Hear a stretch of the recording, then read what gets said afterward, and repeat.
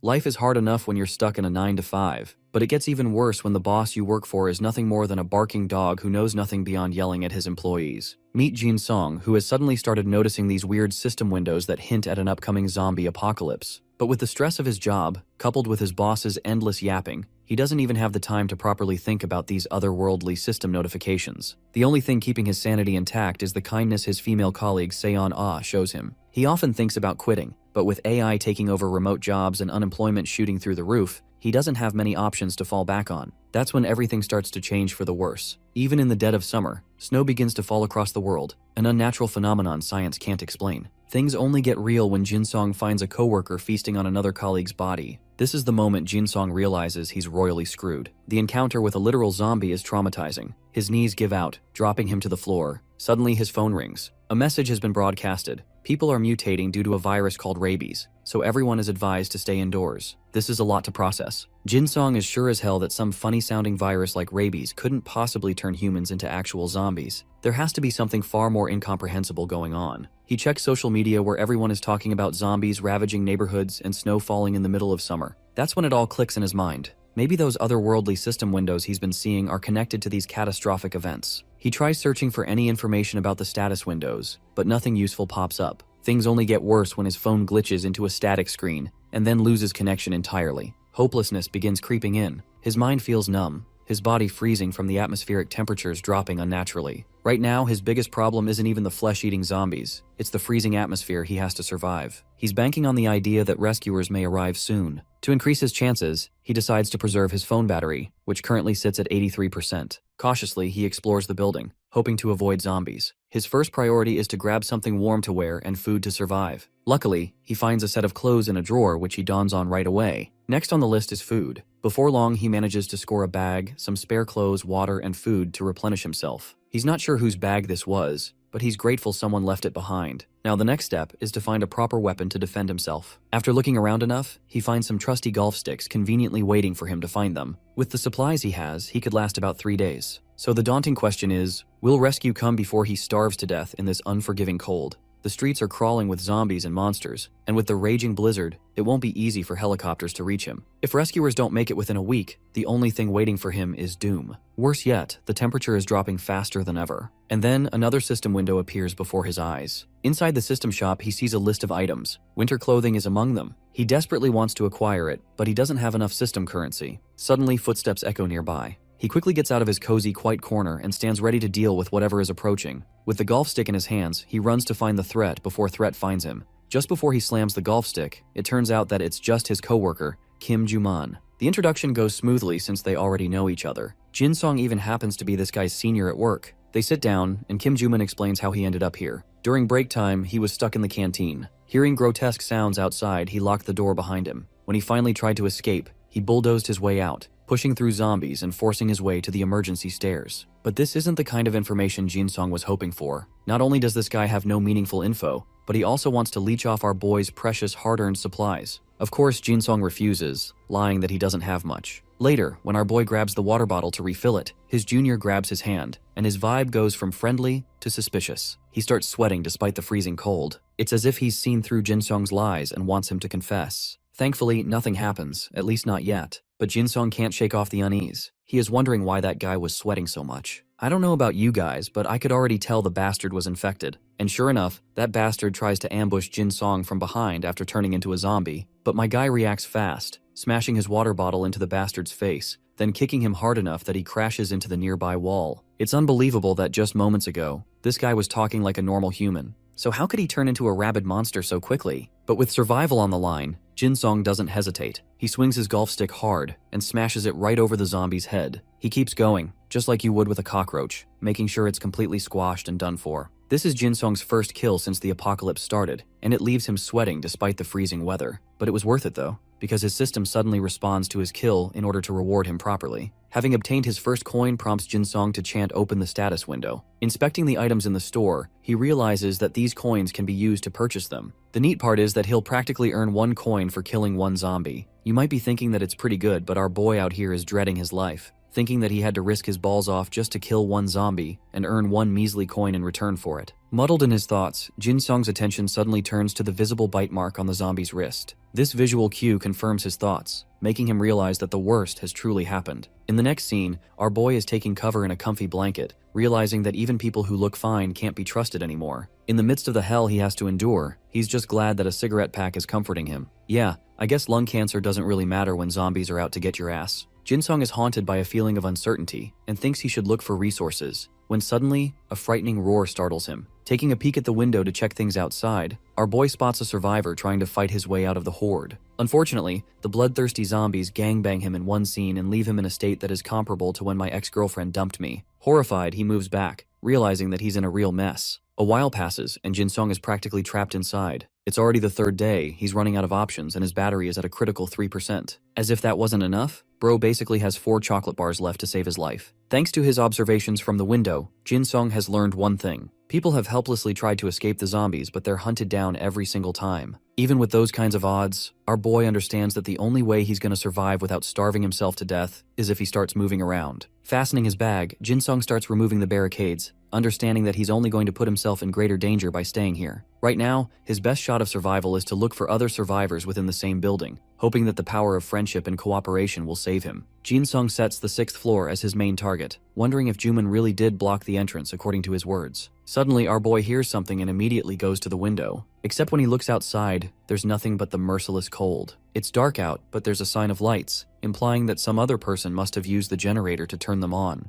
This confirms one thing. There has to be another survivor in the building. Knowing that the lights are about to go out at any moment, Jin Song rushes downstairs, knowing that his only chance of survival is to find the other person in time. As he's descending, Jin Song theorizes the location of the survivor. His best guess is that this person must be hiding in the management office or the security room. The best thing? They're both located on the same first floor, so it's going to be easy to transition. On the lower floors, there's even more cold. However, choosing precaution over his own comfort, our boy takes off his shoes to avoid making any noise. Arriving at the 6th floor, he decides to take the brave step of confirming Juman's words. Taking a peek inside, our boy notes that the entrance is in fact blocked, meaning the guy wasn't bullshitting around. Happiness shines on his face, because this means there might be more survivors in the building if it hasn't been invaded from the outside. But for now, Jin Song decides to leave the 6th floor and focuses on his mission to go down to the 1st floor. Arriving here, he has come to confirm a bunch of facts. First up, the zombies haven't really invaded the building's upper floors, but for the 1st floor, he knows that there's a great risk of those ugly freak shows lurking around. Clasping onto the door handle, our boy slowly opens to take a peek, begging and praying for there to be none. Unfortunately, reality is much darker. There's blood splattered everywhere, and just as expected, there are zombies tumbling around like the brainless savages they are. With an entire horde in sight, the situation is critically dangerous for our boy. This means he genuinely can't make his way outside, not with a horde this huge. The good thing is that the zombies haven't taken notice of the upper floors and are stuck on the 1st floor. However, with the way things are going, Jin Song fears that the door blocking them out won't hold up for long. Using this as his one opportunity to get the fuck out, he quietly slips towards the direction of the management office. Having arrived at the office only a moment later, Jin Song is unfortunately met with an unpleasant, tragic sight. In front of him is a corpse of a man, a really nice guy who always greeted him every morning, but because of the inhuman cold, he died from hypothermia. Deciding to let the guy rest, Jin Song shuts his eyes and offers a small prayer for his fallen companion. F's in the comments for his homeboy.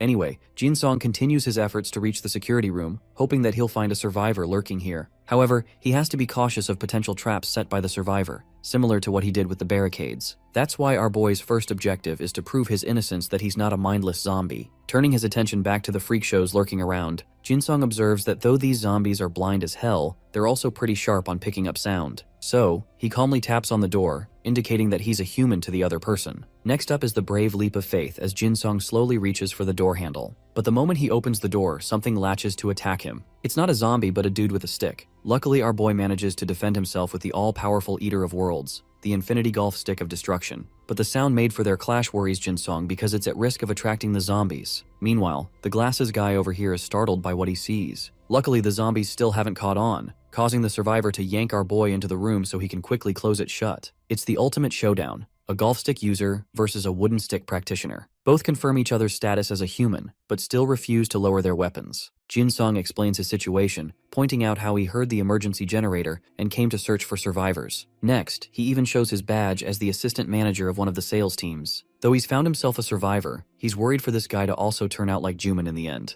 The glasses guy is actually also another assistant manager of the development team, Choi Jae-sung. The fact that this guy is covering his body tightly puts Jin-sung on edge, because he's worried that Jae-sung might be using it to cover any bite marks. However, in this guy's case, he doesn't appear to be sweating, and only seems to be covering himself for the cold. Observing his surroundings, our boy takes notice of the guy's backpack, and then shifts his attention to the wooden stick. A contemplative and skeptical Jin-sung suddenly reaches clarity. You see, infected people are abnormally hungry, and the fact that this guy is rationing his supplies indicates that he's completely normal. Jin-sung offers his hand, putting the other guy on edge as he points his weapon at him. Our boy realizes that maybe Jae-sung is actually suspicious of him trying to loot his bag, when in reality, he didn't really want that to happen. Looking for a way to resolve the situation, Jin-sung quietly puts his golf stick back and embraces a show of surrender. This way, he proves his innocence. Thinking of alternatives, he even decides to offer the other manager a cigarette to smoke. Reaching for his pocket, he takes out his pack and offers one to the guy, once again showing an interest in the lying. Glasses guy is cautious at first, but eventually lowers his weapon. After giving it a thought, he agrees and politely asks if it's okay to smoke one.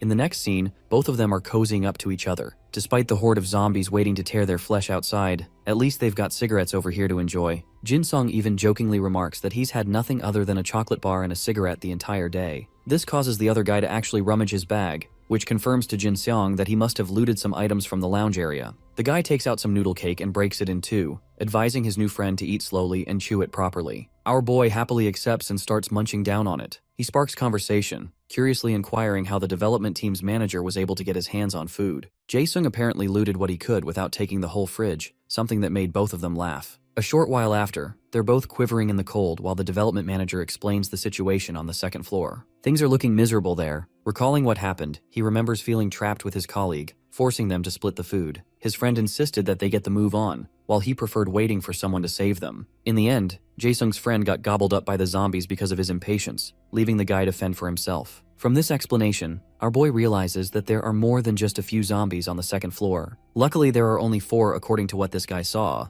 In the end, he had to leave 2 out of fear of losing power. So he scavenged his way, weaseling out as slow as he could while creating a few distractions for the zombies. Jin-sung is actually pretty impressed to hear that this guy managed to escape 4 zombies unharmed. Secondly, he learns that it was in fact Jae-sung who turned on the emergency generator. The guys also secured an extension cable for charging important electronics. But at this point, our boy is starting to question if any of their electronics even matter anymore. Jae-sung is actually pretty shocked to hear him admit that he hasn't been using the internet. Our boy expresses that he couldn't find a signal, but the development team's manager reveals that satellite internet works perfectly fine. Hilariously, the manhwa even references Elon Musk's latest Starlink project, which is the very reason the internet isn't an issue in this apocalypse. Jae-sung reveals that though not all servers are working, the internet still works enough for them to make use of it. All of this information is hitting our boy like a truck. He didn't even know this was possible. Being the chill guy Jae-sung is, he offers to let Jin-sung's phone charge now that his own is finished. A short while later, Jin-sung connects to the satellite network, confirming that stuff is working perfectly fine. He thanks his friend a ton for teaching him so much, but being the humble king Jae-sung is, he doesn't take any credit for it. Their hopeful moment is thrashed when they spot the lights going out. This confirms that the emergency generator is also done for good. Jin-sung asks what this guy wants to do next, to which he replies that he's going to keep on staying here. Reading between the lines, our boy realizes that Jae-sung is basically telling him to leave. The thing is, this guy is just trying to preserve his own life in a safe environment. Having another person wasting his resources is only going to impose a burden on him.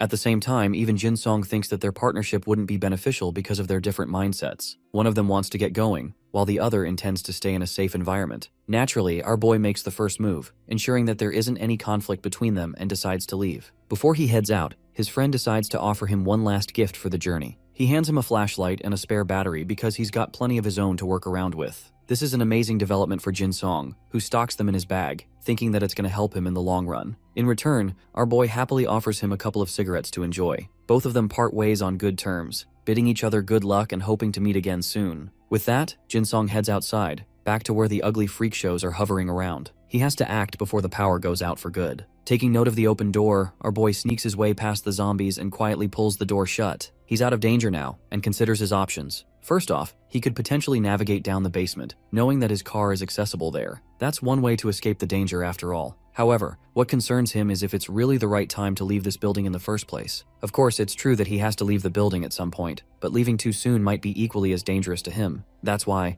Jin-sung chooses to go upstairs with his next goal of gathering information from the company before eventually plotting his escape. Unfortunately, it's here where the power completely goes pitch black, forcing him to be even more cautious. Maintaining his composure, he rummages to find his flashlight. Jin-sung cracks it open, methodically making his way upstairs, knowing that the zombies could have switched positions in his absence. With careful steps, our boy makes it all the way to the 6th floor. It's here that he suspects the presence of a zombie. Despite the danger involved, he's come far enough that he can't turn back now. Steadying his resolve, he prepares the mighty golf club and reaches ahead. One particular zombie is making its way through the stairs in all of its chopped glory. Our boy is mogging and keeping his composure, until suddenly he sees the queen of chopped uglies and fidgets in fear. Bro literally ducks while this zombie turns into Supergirl and tries to jump his ass. Coming over with a bashful golf swing, this man smashes her head, leaving her smacked like a dead mosquito on the wall. But that's not enough to kill her, because it tries to spam attack the same move again, only for our boy to whack her face with his golf of destruction. This time the swing has knocked her downstairs, leaving a pool of blood.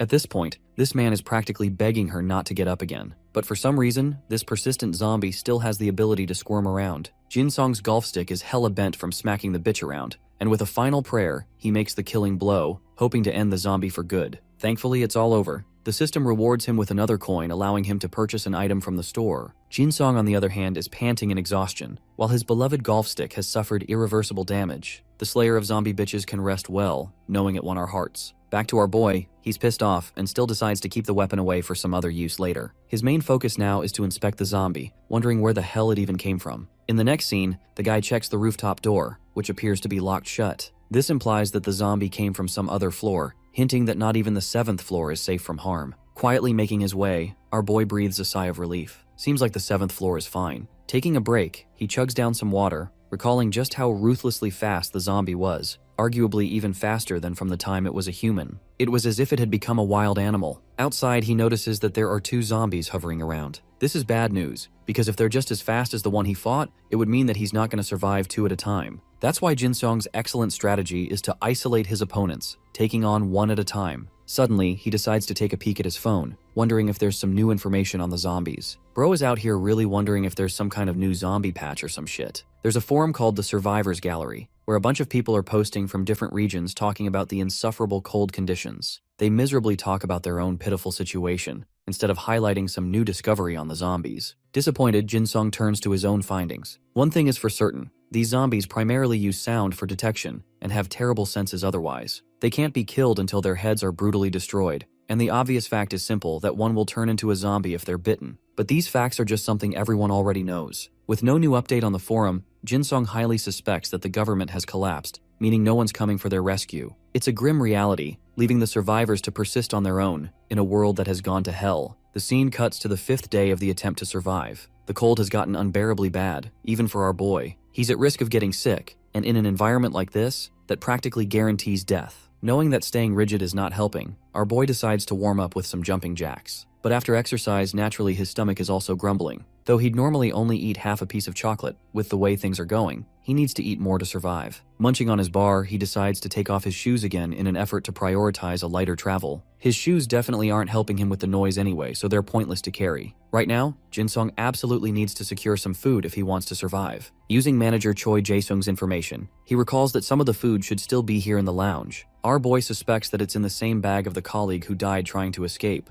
which isn't really a good thing either considering what happened to him. First off, he's gonna have to solo 4 zombies, which is a cause for concern. It's not like he can steal the bag and escape undetected either. The logical and perhaps the only answer in this situation is to beat them one by one and secure the bag. So Jin-sung starts trailing his targets, locating 1 zombie in room 1, another in room 2, a third in the business team room. But the fishy part is locating the final zombie, as it's nowhere to be found. Knowing that there weren't any corpses on the way to the exit, Jin-sung understands that the final zombie must be lurking somewhere at least. But with these many fuckers ready to chew him down, he needs proper weapons to handle them accordingly. Checking one of the rooms, Jin-sung learns that it's clear and decides to sneak his way in. The good thing about this room is that a quick scan shows him that a bunch of supplies are still available, even if there isn't any food. Outside, he already hears one of the zombies dragging about. Our boy clasps the flashlight between his teeth, grabs a cup to make the ideal distraction, and tosses it in the distance. Jinsong declares the start of his hunt, and the moment the cup hits the floor, the zombie lunges with incredible speed to chase the source of the sound. But it completely forgot that our boy was waiting for this golden home run.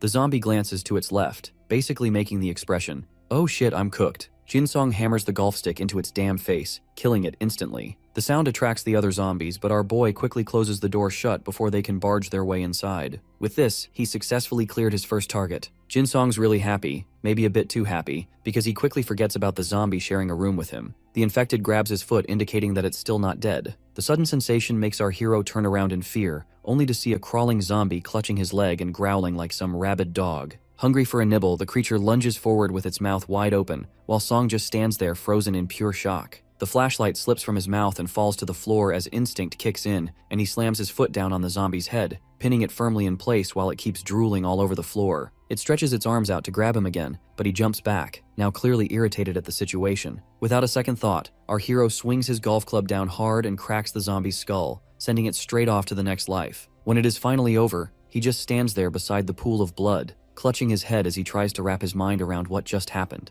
But before he can catch his breath, a hand suddenly slaps against the window right next to him, snapping him back to reality. He spins around in shock and sees a whole bunch of zombies trying to push their way inside, and in that moment, it suddenly hits him that there are still more of these freaks left. With no regard for personal hygiene, he puts the dirty flashlight back in his mouth and is determined to end this before more show up. Reaching the next room, he smashes his golf club through the window, which catches the two zombies inside completely off guard. Our hero then hurls a small metal object across the room, and both zombies instantly turn their heads. One of them rushes after it right away while the other remains standing, confused by what is happening. Song flashes his torch directly at the one still frozen in place, and the rest is history. Meanwhile, the backpack zombie dashes wildly around the room, even leaping over the desk to chase after the object, which turns out to be nothing more than a spoon. He turns around in confusion and runs at full speed, but our hero drop kicks him square in the back, sending him crashing to the floor. Wasting no time, he lifts his golf club high and smashes it down, sending the poor creature straight to hell. The final strike shatters his weapon completely while the system notifies him that he earned 4 more coins. A little downhearted at losing his weapon, he crouches beside the zombie to scavenge supplies. Song unstraps the backpack and slings it over his shoulders,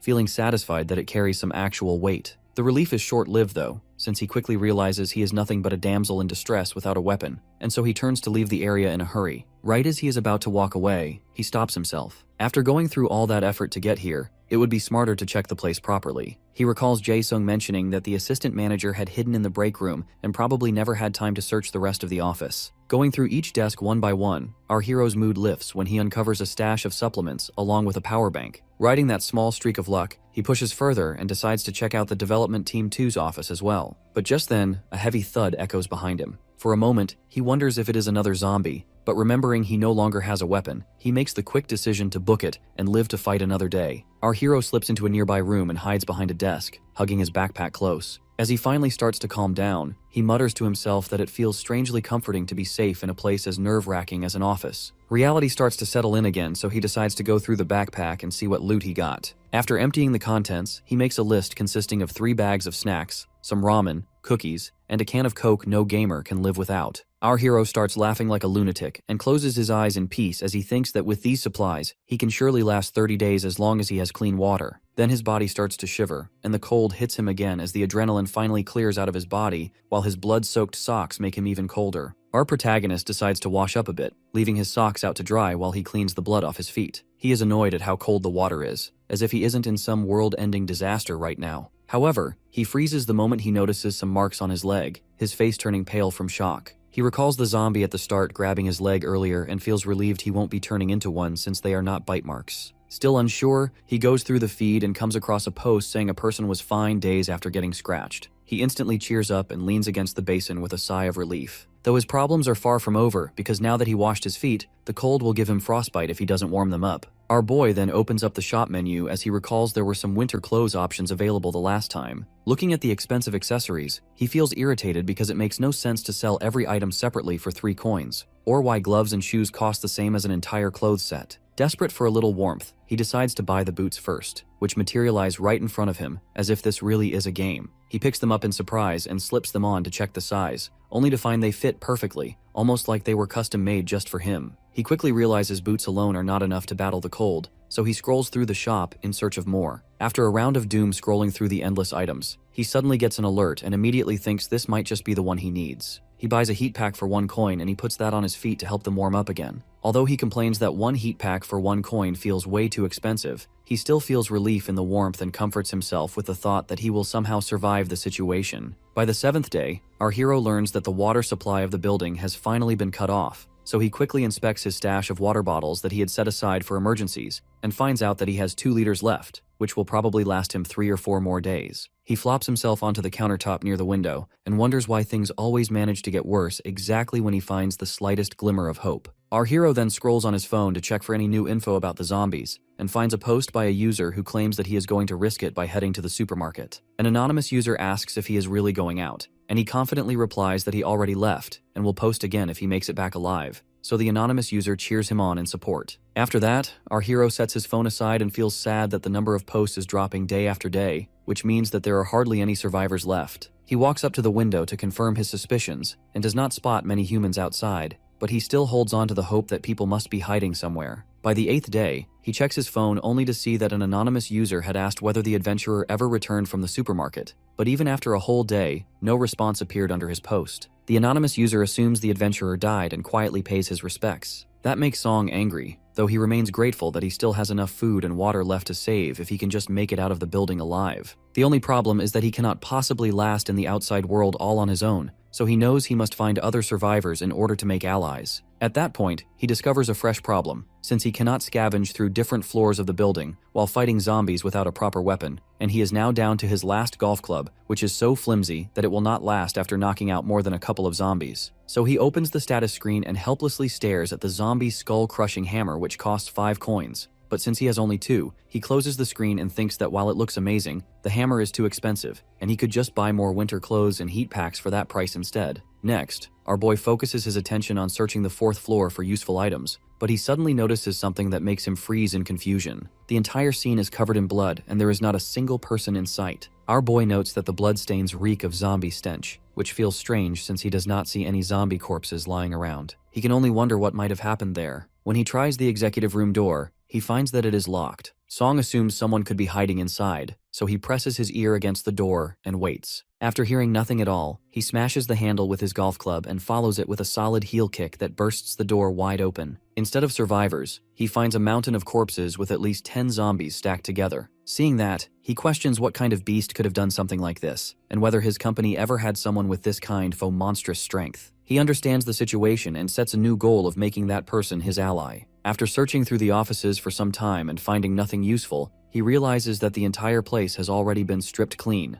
It dawns on him that the person must have taken everything beforehand. The level of thoroughness makes him wonder that an obsessive person could pull this off, and he even considers the possibility of there being more than one people. He cannot help but question if they are still somewhere inside the building. Just then, he notices a note jammed inside the water dispenser. Inside, the writer congratulates him on reaching the 4th floor and then apologizes for taking all the supplies, while advising him not to waste time looking around. The writer goes on to warn him about the executive director's room, explaining that all the corpses had been piled inside it, and that a set of skirts has been left in one of the cabinets for anyone who might need them. Lastly, it gives a strong warning that the 5th floor should be avoided at all costs. The writer explains his plan to leave for an island on the west coast, where life might be a little easier. He even notes down the date and time, making our hero realize that if he had arrived a single day earlier, he might have met the legend himself. The writer turns out to be Yoon Hyuk-jae from the accounting team, and the man hopes to meet his dear reader someday. Reading that, Song instantly remembers the co-worker, the same one he used to tease by calling him a special services agent. Everything makes perfect sense now, because it explains how Yoon was able to handle so many zombies on his own. Just as Song folds the paper, he notices another message written on the back. It states that Yoon left a gift in the drawer for his wife. Song's heart jumps at the thought of a hidden treasure, and he rushes toward the drawer, only to discover 2 lonely packets of instant coffee. At that moment, he realizes that Yoon pranked him hard. On the 10th day, Song sits by the window and enjoys a choco pie while reading the note again. He thinks to himself about the strange warning Yoon had left about the 5th floor. According to Song, that floor should not have many zombies at all, since it was where the CEO's office had been. Still, he does not question it too deeply, and convinces himself that Yoon must have had a good reason. His thoughts then drift toward the empty world outside,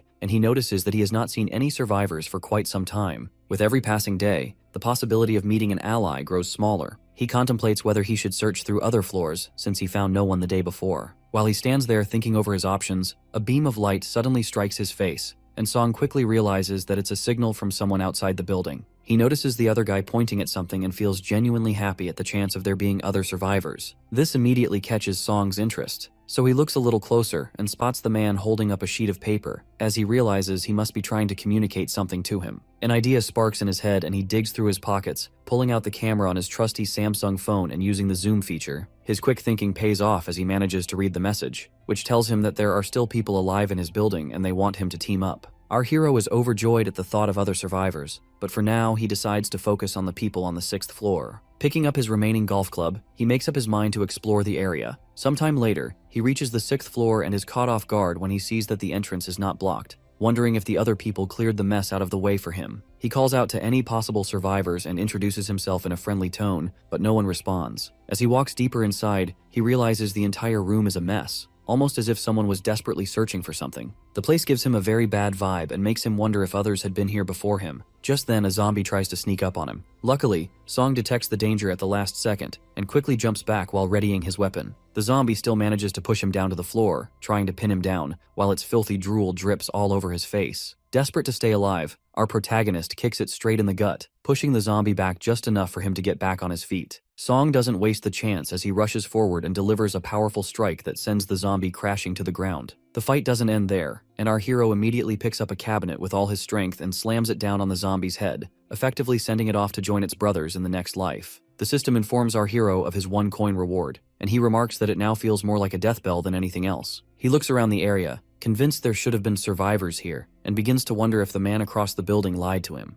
Just then, he hears a click nearby which makes him spin around, and he realizes that it might not have been a lie after all. He calls out to the person inside, assuring them that he is not here to hurt anyone, but there is still no reply. He keeps trying and explains that he came here looking for partners, while the person inside grips the door handle tightly as if refusing to let go. Our hero continues with small talk, mentioning that he is part of the sales department in the building. With no response, he eventually readies his club to smash the door open, but before he can, a voice from inside suddenly calls out and asks if he is Manager Song. At that moment, the door opens, catching him completely by surprise, and the employee turns out to be Sion, who looks incredibly relieved to finally see a familiar face. Sometime later, they sit inside and begin talking about everything that has happened. Seon explains that last night someone had come knocking on her door and begged her to let him in, but she sensed something was off and refused. Once he realized she was alone, he tried to force his way inside, which made her retreat to the break room to hide. Within less than an hour, the man outside had turned into a zombie buffet and ended up converted into one himself. It then clicks for our hero that the zombie he just took down was probably that very man.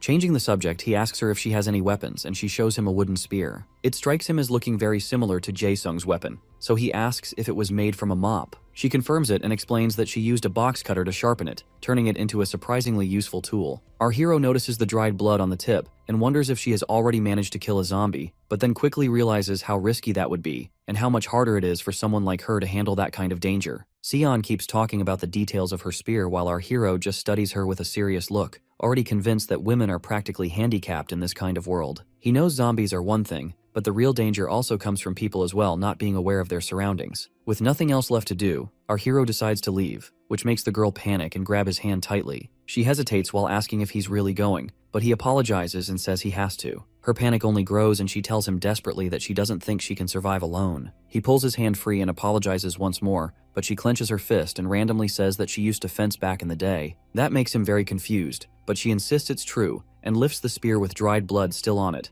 and she confidently declares that she's the one who took down the zombies on the 6th floor. She then faces him straight on and claims he'll regret leaving her behind. The words leave him too stunned to reply, and she quickly starts bragging that she once won a silver medal at the national festival. That instantly flips a switch in him, and he shakes her hand, agreeing to team up. Not wasting time, he hands her the backpack stuffed with all the supplies he collected earlier. Together, they search through the entire room, and he tells her to start grabbing backup batteries. She looks confused and asks if the connections have already been restored. He calmly explains about Starlink, and that little detail makes her light up with excitement like a kid who just got candy. Our boy asks her how many zombies she actually handled, and she answers proudly that there were 8, not counting the one he finished off. Right after, she happily yells that she found the batteries, while he just stands there in shock that she managed to take down 8 zombies all by herself. Once they finish packing their things, she asks if they should head out now, but he tells her to hold on for a moment. His eyes narrow as he notices strange marks on the door, and he asks her what those are. Seon explains that the guy from earlier kept trying to break it down, though she isn't sure what tool he was using. Looking around more carefully, our hero spots a shiny object hidden under some papers. He picks it up in excitement, while the nerd girl casually remarks that it's a measuring caliper. He feels overjoyed to finally come across a sturdy metal tool that won't snap apart like those golf clubs, and quickly tests its weight in his hands. He mutters that it feels a little short to use as a proper weapon, but his coworker simply smiles and tells him that she already has a solid solution for that. Seon grabbed the caliper and did some arts and crafts bullshit to make use of its strength and extend its range. As securely as she could, she tied the heavy metal tool to the end of her trusty murder stick. The sharp edge is on one side, and the heavy caliper is on the other. It's a pretty useful double-sided weapon. You can strike like a spear and clobber like a caliper. The perfect invention. Seon was very pleased with her creativity. She's already showing that bringing her along is the best decision Song Jin-song will make. Maybe having more people doesn't mean more people to fight with. Being on a team could make great things possible. Afterwards, they did an inventory check on both of their supplies. They have a pretty even split of food, so they won't have to worry about that for a while. Among Seon stuff, there was a frying pan. She personally brought this thing to the office on the day of the apocalypse. She was supposed to get it refunded at the store she bought it from because of the color. With this thing, they could melt some snow for water. She embarrassedly averted her gaze. She's been using that pan for a different purpose. The handle is a little slippery. What could that mean?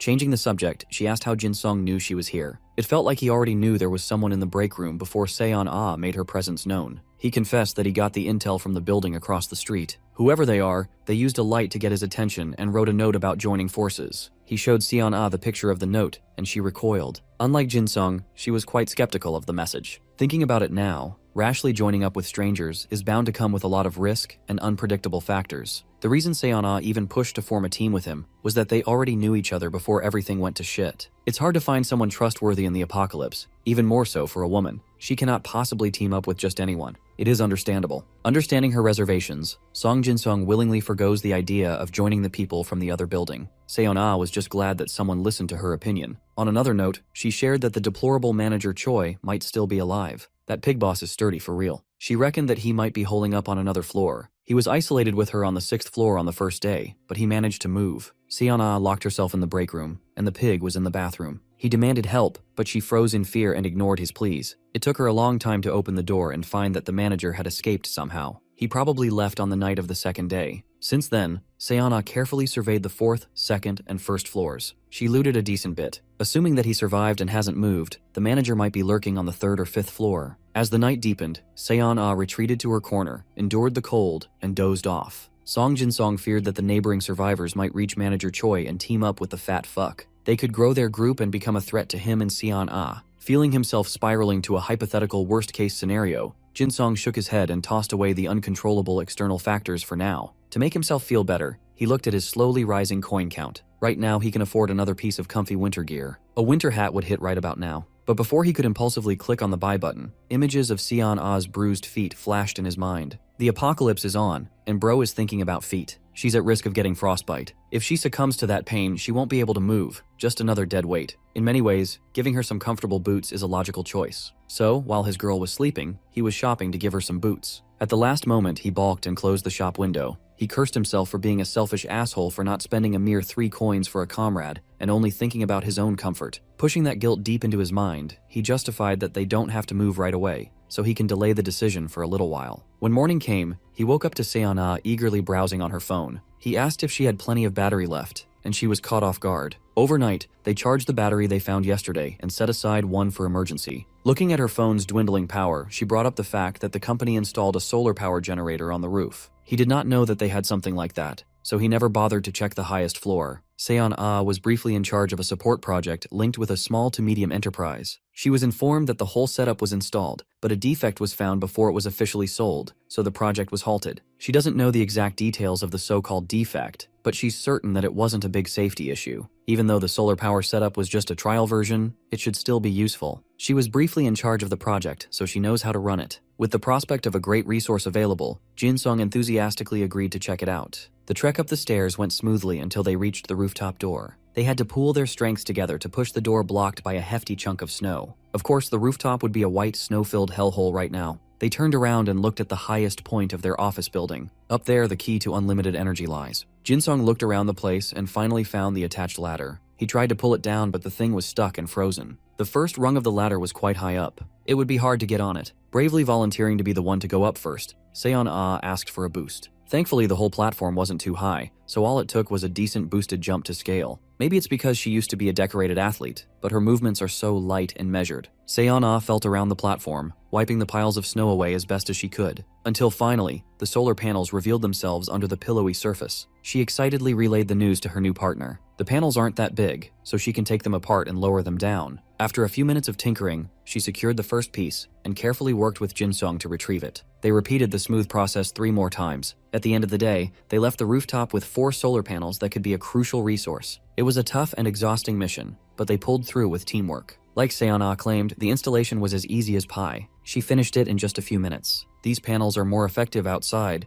but they can't exactly leave it back up to a snowy field. With all the dark clouds perpetually blocking the sunlight, it won't be very efficient. From what she remembers, a bright sunny day could charge a phone to about 50%. The sun is barely out now, so they might as well test the current benchmark of their new panels. They left a phone plugged in for an entire day, and it only gave them 8% of juice. To charge the phone to full would take more than 12 days. That is not a good yield at all. Seon-ah's enthusiasm from the day before had completely evaporated. After all that effort and manual labor, they were rewarded with 8% of the battery. Jin-sung could not help but look at her shivering and bruised feet. He's just like me, for real. They already expected a bad yield, but being proven right is still disheartening. Looking on the brighter side, Jin-sung figured something out. He might have just come up with the best place to go if they ever decide to leave the company building. They won't have to go far. They can check out the company's logistics warehouse nearby. That place might have food and essential tools for survival. The problem is getting there. They could probably secure a car, but navigating the icy roads without a GPS might be a big problem. They could rely on phones to maybe draw a map on paper. Seon-ah assured him that they could go to the warehouse without a map. It's near her house after all. She often passes by that place when taking walks. Every passing day together, this woman keeps on proving that teaming up with her was the wisest decision. With an end-of-the-world partner and a goal, Seon-ah feels energized. This girl is not skilled and always game to take on tough tasks. She is pulling her own weight even with compromised feet. She never even coveted his winter boots. With that in mind, he made up his mind. It was a very odd question, but he asked for the size of her feet. He lied and came up with a story about how he saw a pair of boots somewhere earlier. Hearing this, her face lit up, and she willingly answered even though the reasoning had some glaring holes. She even volunteered to come with him and retrieve said boots. Jin-sung quickly ran to the door and asked her to stay put. He can't let her see his freaky ability just yet. After a few minutes, he came back with a pair of stylish winter boots that fit Seon-ah perfectly. Upon giving her the invaluable gift, the system prompted that a party was successfully formed. This is a new development. The system explained that coins acquired by a party member will be automatically added to Jin-sung's bank. That means forming a bigger team would bring more benefits. Gifting other survivors shop items might be the trigger. While he was lost in thought, Seon-ah wholeheartedly thanked him for the comfy boots. He was so focused on theorizing what other functions the system might have that he didn't even hear her. Seeing her hand phase through the system prompt snapped him out of his daze. Jin-sung excused himself as being just a bit dizzy due to hunger, and this sweet woman offered him something to eat from her stockpile. Pushing the mysteries of the system to the back of his mind, they went back to their spot to get some grub.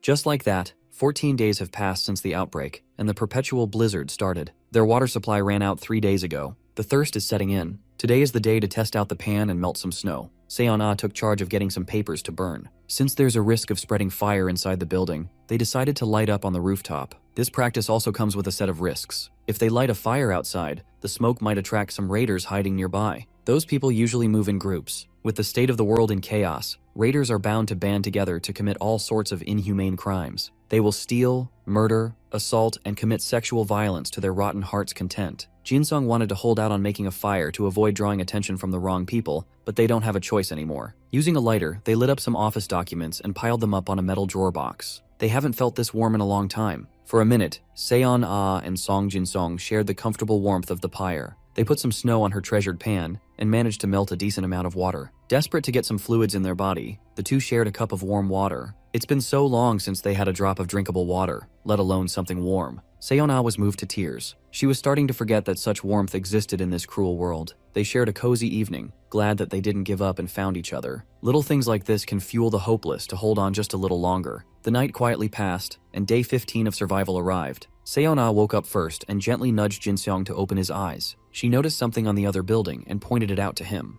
That guy who's been watching from the other side has sent another message. The note said that the other survivors are coming to them. To be precise, they are crossing over to join forces. This news gave Jin-sung a jolt to his senses. The note was given just a moment ago. This will surely complicate things. Seon-ah saw the group moving busily, so they'll probably reach this floor soon. They might have seen the fire last night. There's no way to be certain if they are friendly or a pack of opportunistic raiders. They might be a dangerous bunch. Surveying the building's entrance, a bunch of men clad in winter clothing and equipped with blunt weapons came out. For now, Seon-ah and Jin-sung decided to pack their things and ditch their spot. Those neighbors even have wooden shields to deal with the roaming zombies on the way. They are moving faster and more organized than expected. The three were handling the undead very systematically. They would lure the brainless beasts with sounds, isolating targets one by one, and killing them swiftly. At this rate, they would scale the office building within 10 minutes at most, 15 minutes at the latest. The duo finished packing, but they had already wasted quite a bit of time. The neighbors were doing really well until they messed up and lured way too many zombies to deal with. Realizing their mistake, they pushed forward and ran towards the building. Since a bunch of zombies are hot on their heels, the guy wielding a demolition mace smashed through the glass to make an entrance. Seeing the situation escalate, he turns his gaze to Seon-ah, wondering if she's holding up okay. She admits to having gathered everything, but they gotta figure out how they're gonna carry this solar panel. He tells her to leave it, but she protests, saying that leaving it behind would mean sacrificing their power. However, his reasoning is correct. Their survival is necessary. With a heavy heart, she gets up, agreeing with him. They lift their crafted weapons and begin walking. A little while later, they realize that the enemy is approaching. The place is ice cold, and their only options are to run either to the rooftop or the lower floor. Considering the cold environment, they don't choose the rooftop because it could halt their progress, so instead, they head to the lower floor. After reaching the 6th floor, they decide to block the entrance and keep their guard up. They hear footsteps coming toward them, and our hero tells Seon-ah to be ready for the encounter. Despite being nervous, both of them are prepared as the sounds grow closer and closer. Suddenly, she realizes something, and our boy confirms that the enemies are looking for survivors. The people are about to reach the 6th floor, and the duo keeps their weapons ready to fight them off. But after waiting for a while, they still haven't arrived, which makes Seon-ah feel that something is off. The ground begins to rumble and they're both devastated, unable to understand what's happening. A loud sound shakes them and they both fall to the ground, checking on each other to make sure they're all right. After a moment of confusion, they wonder if it was some kind of blast. But considering it's just the two of them there, why would anyone use explosives? Our boy thinks of something and remembers the note. Avoid the 5th floor under all circumstances. He also recalls when Seon-ah informed him that the section chief was likely to have survived. So there's a chance that he took shelter on either the 3rd or 5th floor of the building. Connecting the dots, he gets up and decides to go down to the 5th floor to check. Hesitant, Seon-ah wonders if this is the right choice, but he assures her that if his guess is correct, then they are definitely making the right decision. When they enter the 5th floor, they find the entire place in utter shambles. The walls are broken and the glass completely shattered. He urges Seon-ah to be careful and mindful of her surroundings. Suddenly, Seon-ah stops and tells him to look to the side. When he looks in that direction, his jaw drops. A corpse lies in front of his eyes. He steps in front of Seon-ah, keeping her behind him while he goes to check further. Upon investigation, he finds only 2 dead people and concludes that there aren't any more explosives left. He comes across a door that has been completely destroyed. Suddenly, he hears a voice mumbling about its terrible luck. Our boy recognizes the voice. He follows it and comes across Chief Choi. It all makes sense to our hero now. Chief Choi was the one who caused the blast. As Choi keeps mumbling to himself, our boy shakes him out of it. Choi is surprised yet nervous to see Jin-sung. His reaction seems a little too excited, almost suspicious. Choi begs Jin-sung to help him. He drags himself toward him, pleading to be saved because his leg has been blown off and he doesn't want to die yet.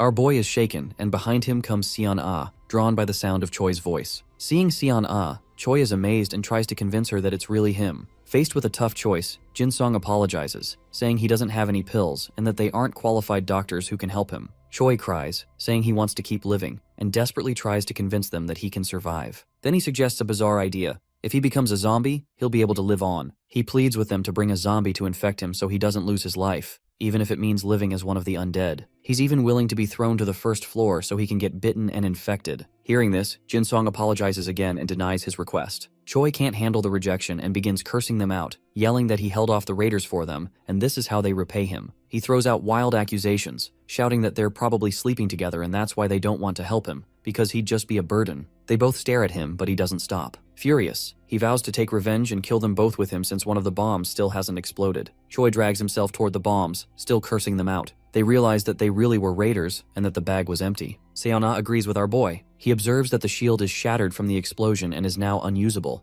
but they manage to grab the hammer. However, it's really heavy to carry, so he's unsure whether they should keep it or not. Seon-ah looks traumatized. Seeing her, he tries to assure her that they would have died anyway. She looks in his direction, and he explains that Manager Choi would have slowly gone into shock from excessive blood loss, so dying early reduced his suffering. He guesses that she's feeling guilty and assures her that she did nothing wrong. He gives her another scenario, saying that if the manager had become a zombie, they would have had to kill him one way or another. That opens her eyes, and she steps out of her guilt, agreeing with our boy. At dawn, they both stand in front of a window, and she points outside to look in a certain direction. He bends down and sees the situation outside. It's insane. There are multiple zombies roaming around. Later, they browse through their phones, where people are talking about the explosion and how loud it was. Seon-ah realizes that the community knows where the explosion came from. Thinking about it, our boy is sure that since this has become a topic in the community, other raiders will come looking for it. Besides that, the zombies that have swarmed are also a huge problem. He admits that he's been watching since yesterday, and that the zombies are spreading more and more over time, with most of them staying nearby. They assume that the lobby doesn't even have enough room to take a step in. So, they decide to leave tomorrow at the earliest time, because they can't let the zombies occupy the emergency exit as well. Hearing that plan, Seon-ah agrees with him. They get up to check the situation on the first floor. As they're walking, Seon-ah hears a weird noise and wonders if Jin-song can hear it too. It's a loud banging sound, and he's sure that it's coming from upstairs. Slowly, they creep up to check what's causing the noise. They're shocked to see zombies inside the office. Seon-ah gasps in horror. Jin-song can't wrap his head around how the zombies got in because he was sure that Choi had died earlier. He tries to calm Seon-ah down, suggesting that maybe a survivor from the third floor, one they didn't check, went up to the fifth floor, or perhaps something came through the broken window on the fifth floor. They begin heading back down to the first floor. They slightly open the door and see the entire floor filled with the undead.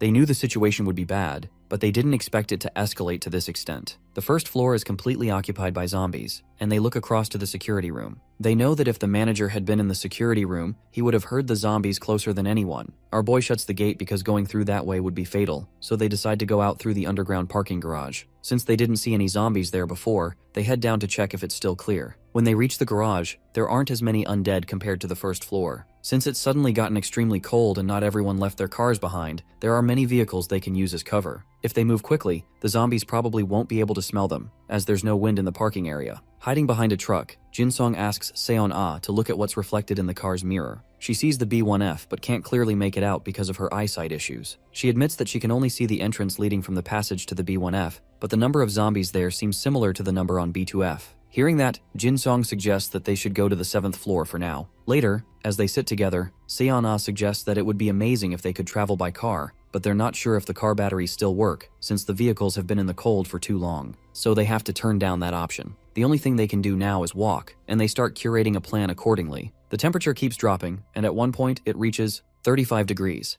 5 hours before departure, they try to get some sleep while shivering. Seon-ah wonders if Jin-song was able to sleep, but he says no, as he keeps tossing and turning. She realizes he's been thinking about the person on the first floor and suggests that he could bring them along. He thanks her but declines, saying it would put both of their lives in danger. He admits that he just feels guilty because they seem trustworthy. She assures him that there will be more difficult situations once they're outside. Then, he asks her if she would be okay with others joining them, and she agrees. Quickly, he gets up to use his phone. He begins typing a message saying that he will be leaving at dawn tomorrow, and that if anyone else is planning to leave, they should come to the first floor emergency exit by 6 a.m. The next day at 5:40 a.m., the duo is ready to leave. When they check the comments, no one has responded about joining them. Still, they hope someone will be at the location. When they reach the emergency exit, they find no one there and decide to wait a little longer before leaving, just in case anyone shows up. After waiting for 5 minutes, they begin to leave because nobody shows up. Looking outside the door, our boy notices a zombie that wasn't there before, and they realize they'll have to kill it and proceed with plan A. Seon-ah realizes that the community was correct. The zombies keep circling the same spots while some of them just stand still. While hiding behind a car, they spot a zombie they need to take out.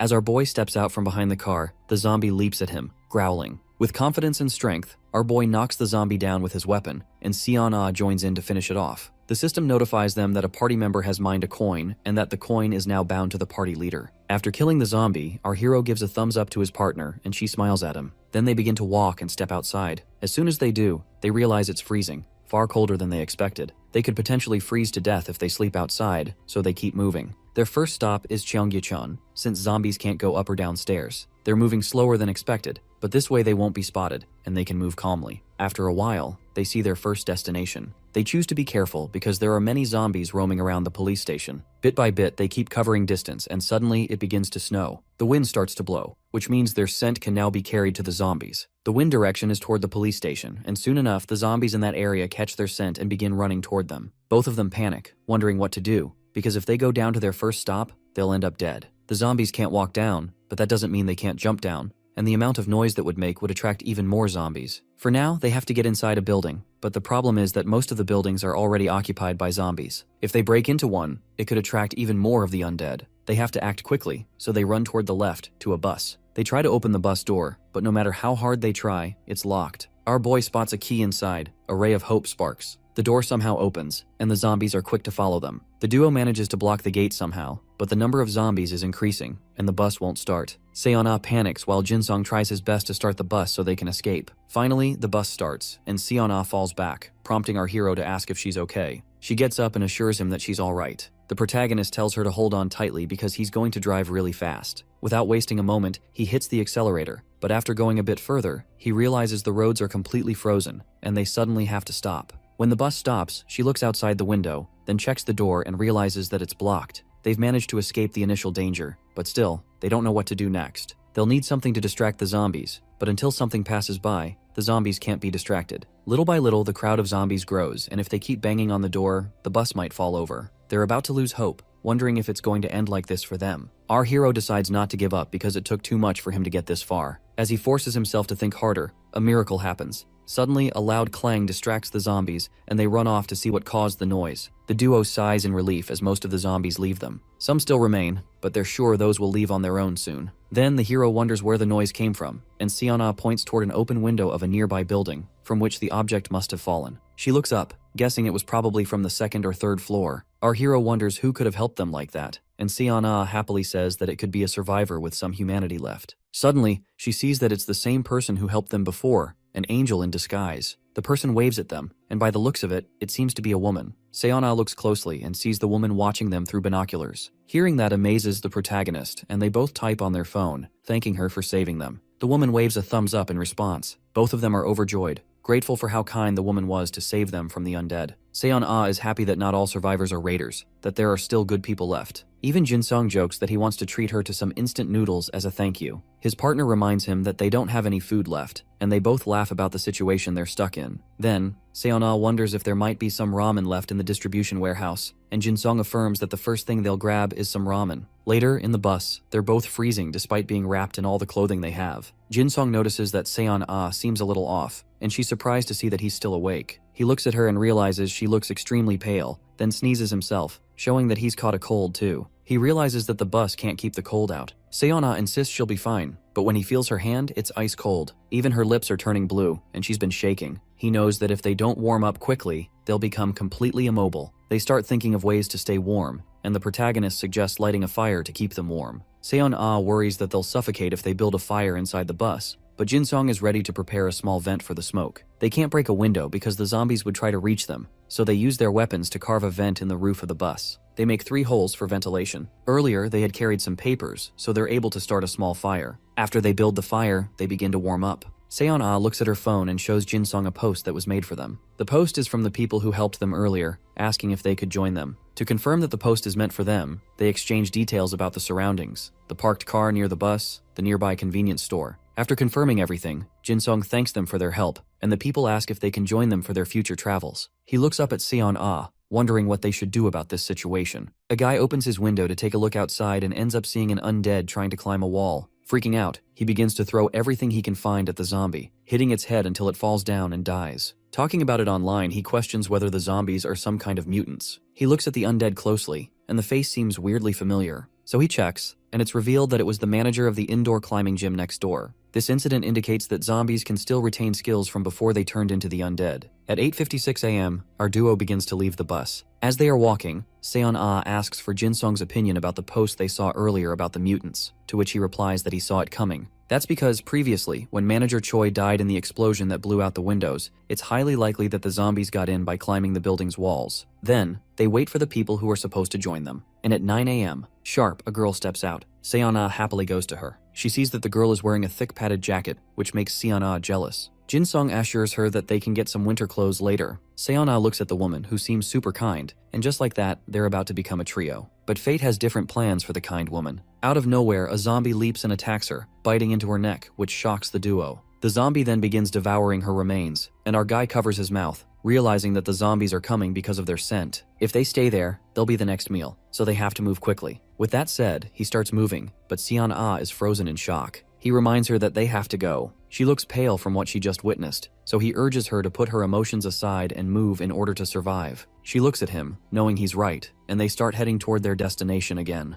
They reach an underground station, but wonder if this is the right way. Being on the surface is risky, so they decide the better option is to stay underground. They wonder if the people who were heading home had been infected. Suddenly the wind begins to blow again, and they have no other choice but to go downstairs. Seon-ah looks around and finds no zombies, only the corpses of people who look like they were trampled by the crowd. Jin-sung thinks that might indicate that not all of them were run over, because if they were all stuck in the subway, that just means they couldn't manage to escape. She taps him on the shoulder, and when he looks at her, she points toward a convenience store, which brings a bright smile to the protagonist's face. When they step inside, they find the store completely empty. Seon-ah observes the scene and wonders if they should check the storage room. Entering the room, they find 4 cans of beer, which look like someone left them there on purpose. So, they decide to take 2 of them. Making their way outside, they go to a clothing store, but it's completely looted. Seon-ah expected that, and since it was supposed to be summer, there wouldn't be any winter clothing anyway. Still, she didn't expect everything to be gone. Jin-sung then looks at the phone shop next door, which seems completely untouched. He concludes that they'll have to walk more than they expected,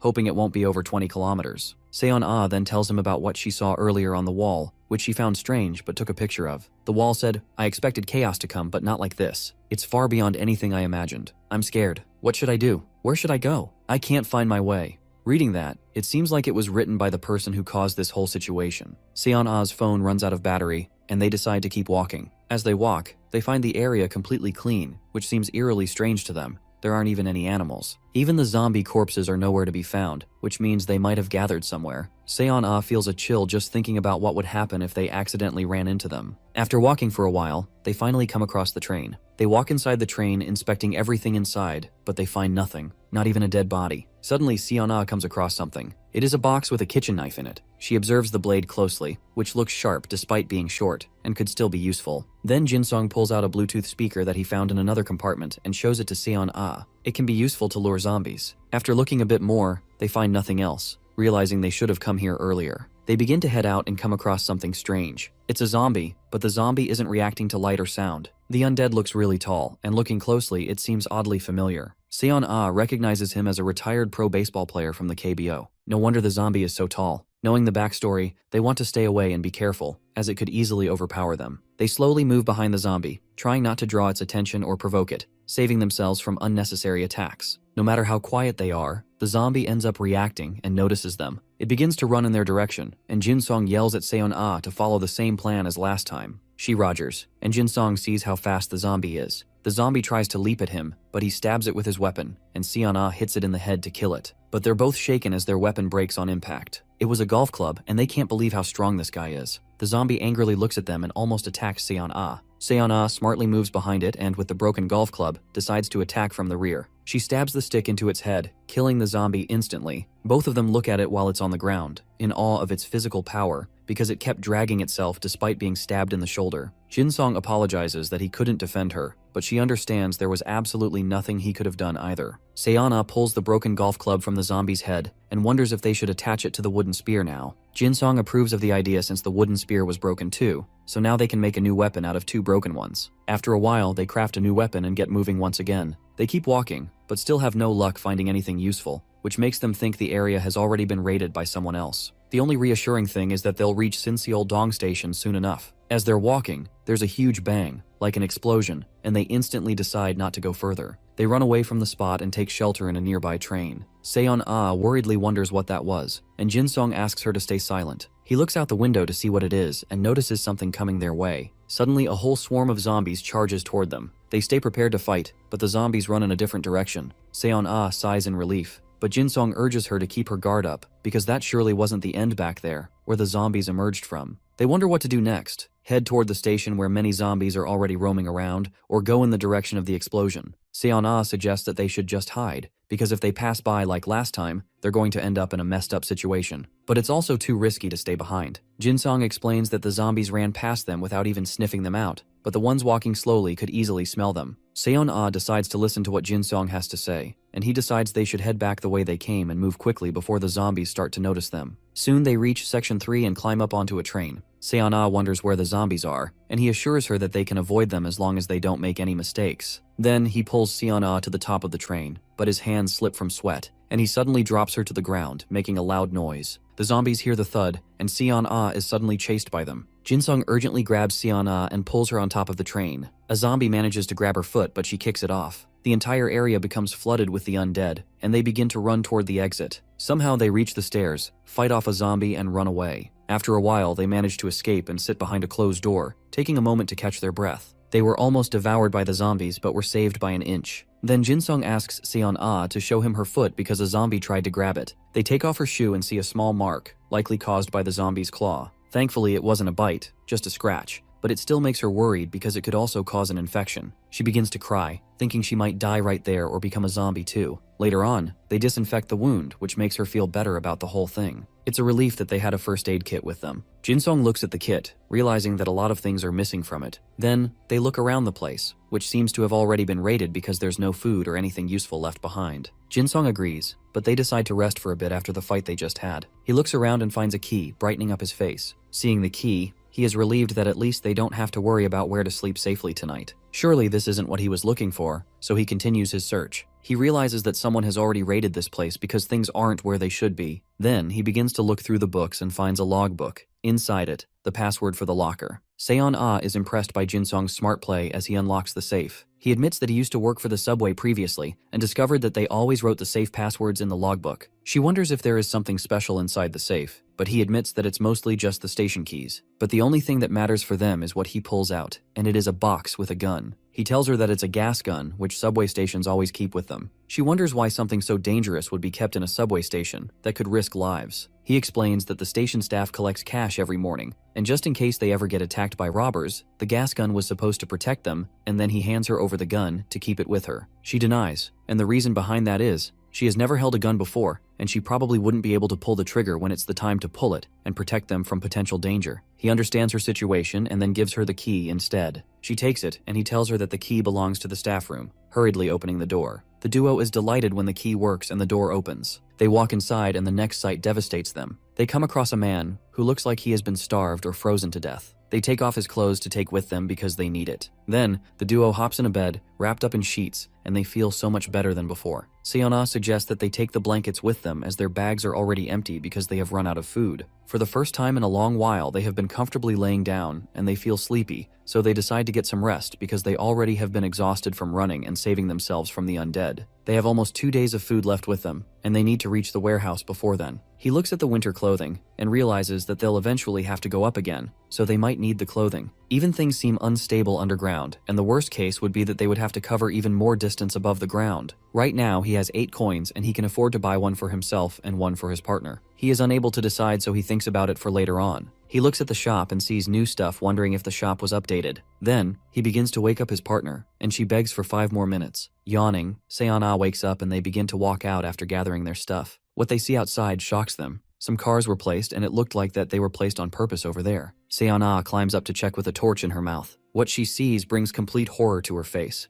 A dozen zombies on the opposite side. Jin-sung decides that they should try the other side, but it has also been swarmed completely by the zombies. They begin to think if there is some way they can mask their scent so they can be safe. Jin-sung looks at the shop, and the shop says that it will let them purchase hidden items, not listen in the shop. If the item doesn't exist, the scanner hasn't been used. And if the item exists, the scanner is used even if they don't buy it. Jin-sung purchases the Explorer item and a search icon appears. He decides to use it and asks the Explorer to search for a vaccine, but the search comes back negative, and when he commands to search for a zombie vaccine, the result comes out the same. After that, he again searches for zombie antibodies, but the search still returns empty. After several attempts with different keywords, he accepted his defeat. He was already prepared to be disappointed, but according to him, it was worth a try. Suddenly, he decides to try something different and searches for deodorant. The Explorer finds the deodorant for him, which costs 1 coin. In addition, the effect of the deodorant lasts for only 90 minutes. Jin-sung is glad that he was able to get a deodorant at least, although he is shocked by how expensive it is. From their current location to Uidong is roughly 11 kilometers,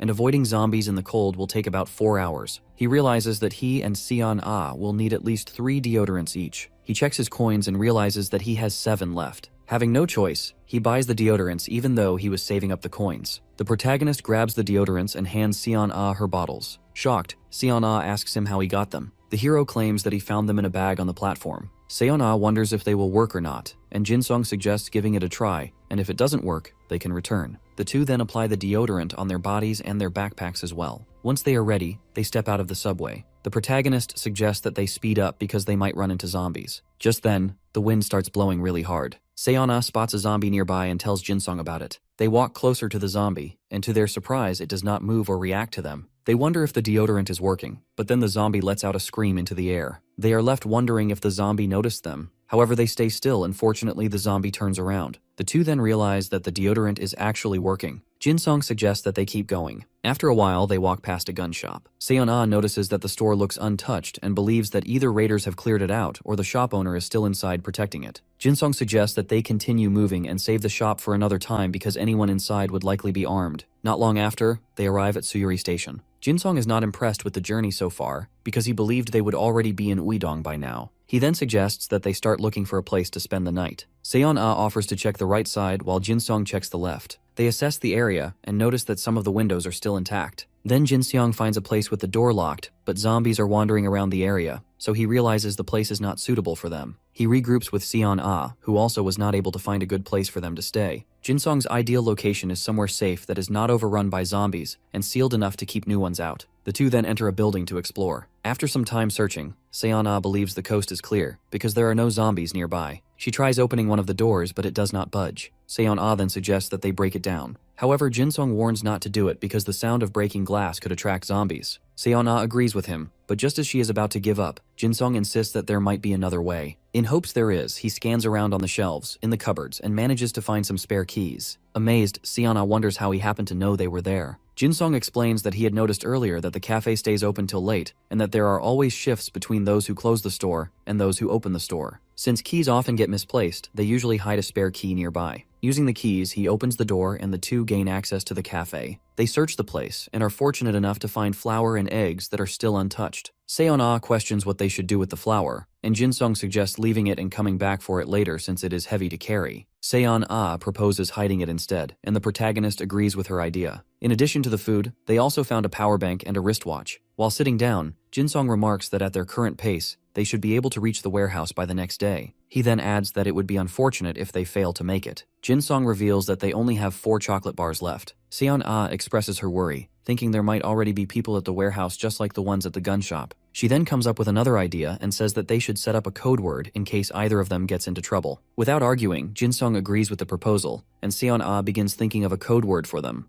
Seon-ah suggests that they talk informally if they face danger involving a ranged weapon like guns. Jin-sung then follows by suggesting that they use polite speech if they face a non-ranged weapon. Seon-ah then decides that she will call him Appa if they can handle it, but if the situation is unclear, she will call him Sir, and if they need to run away or surrender, she will call him Sunbai. With these code words, Seon-ah believes that their words will not stand out too much. Jin-sung agrees with the idea. Seon-ah remarks that they can finally rest, but suddenly, thunder and lightning strike the area. This shocks and scares them since thunder and lightning are not common during snowy weather. Jin-sung realizes that the snow will pile up even more, while Seon-ah worries that their trip the next day will be worse. Trying not to think about tomorrow's problems, Seon-ah announces that she is going to sleep. While Seon-ah is sleeping, Jin-sung rests on a chair but suddenly hears a strange noise outside. He stands up to check and is surprised to see a man on a motorcycle. Jin-sung now realizes that motorcycles can move through snowy roads, but he wonders why the man is traveling so late at night. To his surprise, the motorcycle seems to be going in the same direction as them. Jin-sung thinks that the man might be going somewhere else, but he has a bad feeling. Just then, he sees a group of zombies following the motorcycle's trail. Seon-ah wakes up to see what is happening. Jin-sung quickly explains to her about the motorcycle and that it attracted zombies with its noise. Seon-ah becomes worried since the zombies seem to number in the hundreds. Jin-sung hits his head in frustration, realizing that even if only a few of them remain by the time they get there, their trip will be harder than the day before. Seon-ah questions what they should do next. Jin-sung thinks of 2 possible situations. Either the rider met the zombies by accident and ran away, or they are leading the group somewhere on purpose. He worries that they might get caught up in whatever the rider is doing. Seon-ah points out that they don't have enough food to waste time. Jin-sung agrees and adds that since their destination is a little over 3 kilometers away, they can't turn back either. Suddenly, Jin-sung gets an idea and suggests that they check the community feed because there might be something useful there. Seon-ah feels glad that they found a power bank earlier. When they open the feed, the first few posts show people surprised by the thunder and lightning during the snow. One person reports it is happening in Gangbuk, while another in Suwon notes the weather there is normal. Seon-ah mentions that it is snowing in other areas too. Jinsong agrees but adds that this information does not help them. They keep scrolling and come across a post about a shelter in Yeongjongdo. One user mentions meeting survivors who believe there's a large shelter there, while another dismisses the claim, arguing that the government has already fallen. The original poster agrees, explaining that the message about the shelter was something written on a sign. Someone else claims they've been there and barely escaped, warning that the place isn't a real shelter but a dangerous cult, pleading with others not to go. Another user dismisses it, saying it sounds like nonsense. The poster then questions if they truly believe the story is fake, but the other person argues that people wouldn't change so quickly since it's only been a month since the outbreak. The poster insists they're just warning others to stay safe. They explain that with the world in ruins and food so limited, it's suspicious for any group to be handing out food and clothes for free. They suspect the group is gathering people for some hidden purpose. After reading the discussion, Seon-ah turns to Jinsong for his opinion, admitting that the whole thing makes her uneasy. Jinsong agrees that the shelter seems suspicious since the outbreak started only 3 weeks ago, yet this group already has a large place to house people and provide supplies. He recalls that Deputy Yoon Hyukjae once mentioned heading to the west coast and wonders if they can find him to learn more. Finally, he suggests they forget about the shelter for now, and Seon-ah nods in agreement. Jinsong sets the phone aside, feeling disappointed that there's still no news about the writer. Jinsong decides that they will just have to stick to their original plan.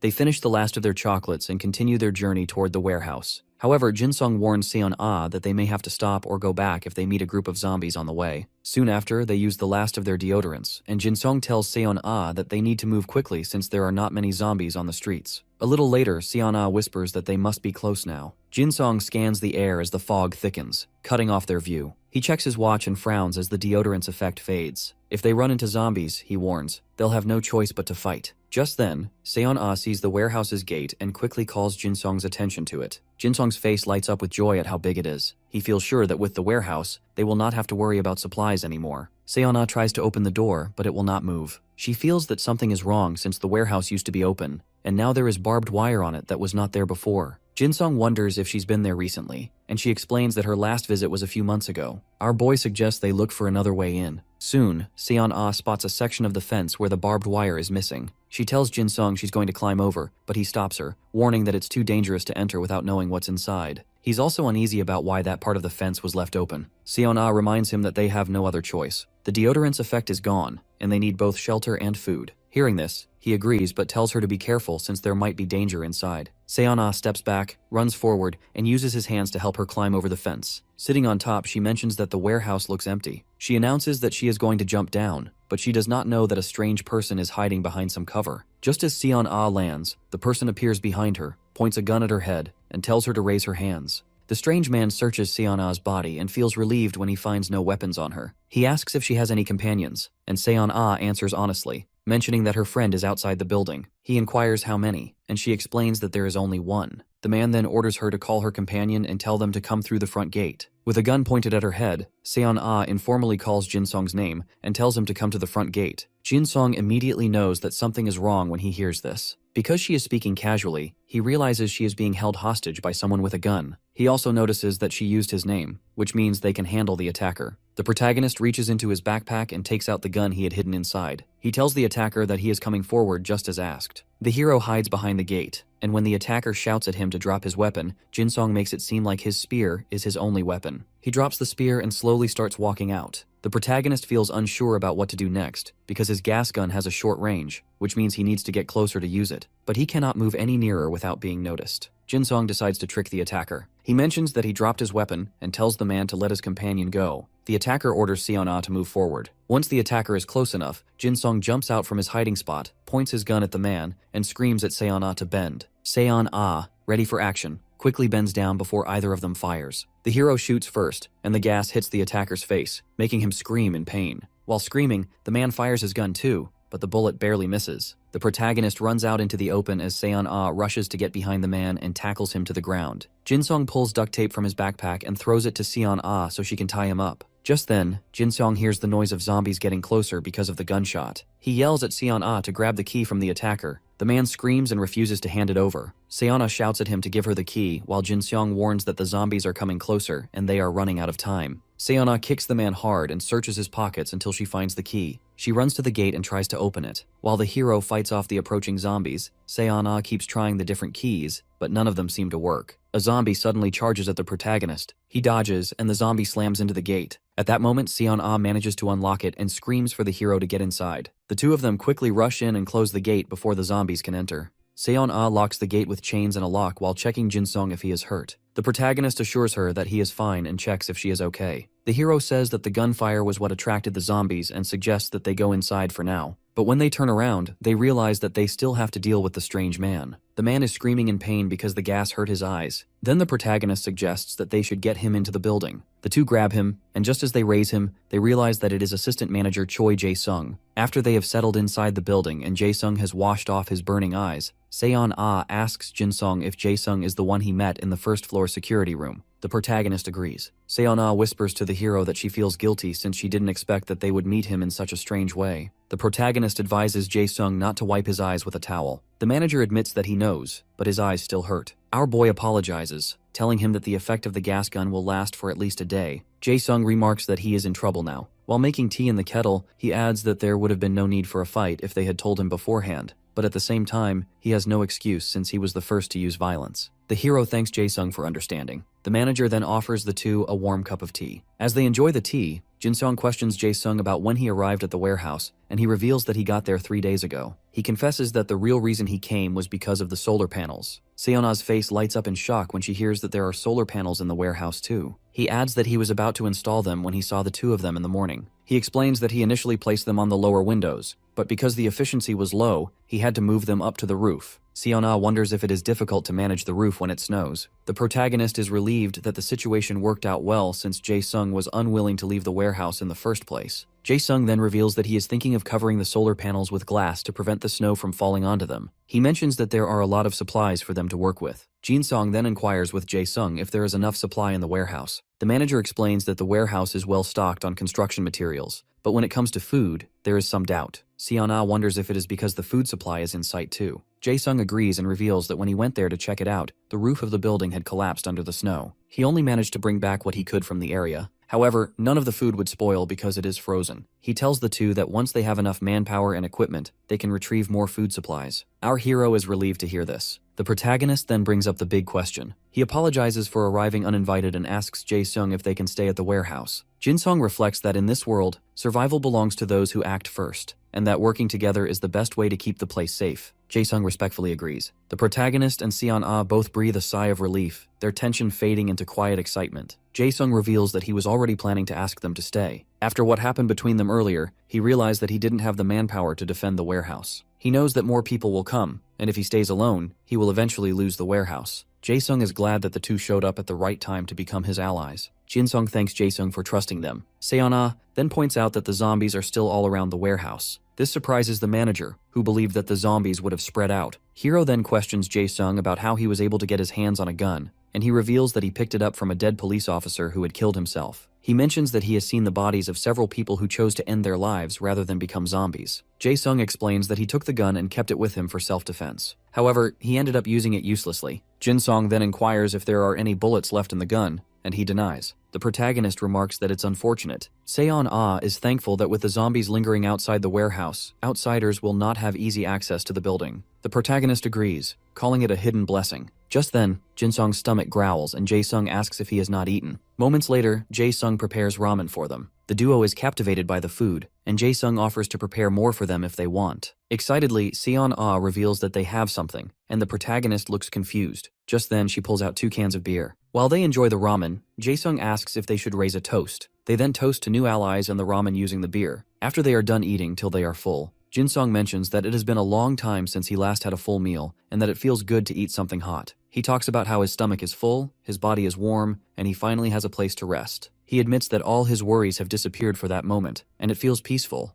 The trio is shivering from the cold, with Jin-sung feeling frustrated as the temperature keeps dropping quicker than they anticipated. Seon-ah wonders if there's any heating system in the building, but Jae-sung denies as they have stopped working. Jin-sung suggests that it's probably because of the power outage and suddenly feels a drop in temperature too. Jae-sung reports what he saw on the community board, the temperature being 35 degrees. Temporarily, Jin-sung wonders if they can burn something for the heat. Seon-ah mentions that their company doesn't deal with electronic products. In response, Jae-sung reveals that there's a burner in the warehouse and suggests using it as a heater. Seon-ah and Jin-sung's eyes light up with excitement at the idea. The protagonist asks if there's any firewood available. Unfortunately, Jae-sung explains that he's searched thoroughly but hasn't found any. The protagonist notes that they'll need to gather new firewood, but Jae-sung adds that their supplies are already running low. Jin-sung suggests burning old clothes instead, but Jae-sung points out that most of them contain plastic, making that unsafe. While the two continue discussing alternatives, Seon-ah seems deep in thought. Suddenly, she stands up and announces that there's a forest right behind the building. Both Jae-sung and Jin-sung stare at her in surprise and ask if she's sure. Seon-ah explains that the trees would make excellent firewood, especially since they're likely dead from the cold by now. Jae-sung agrees that it's a good idea and suggests they collect some once it's safe to go outside. He offers to get the burner in the meantime, and Jin-sung quickly agrees. Soon after, the two men get ready to fetch the burner. As they walk, Jin-sung asks if the first floor holds daily supplies except for food, and the second floor has clothing. Jae-sung confirms and adds that disposable and hygiene products are also stored on the first floor. The protagonist thinks to himself that he can finally brush his teeth. Jae-sung continues,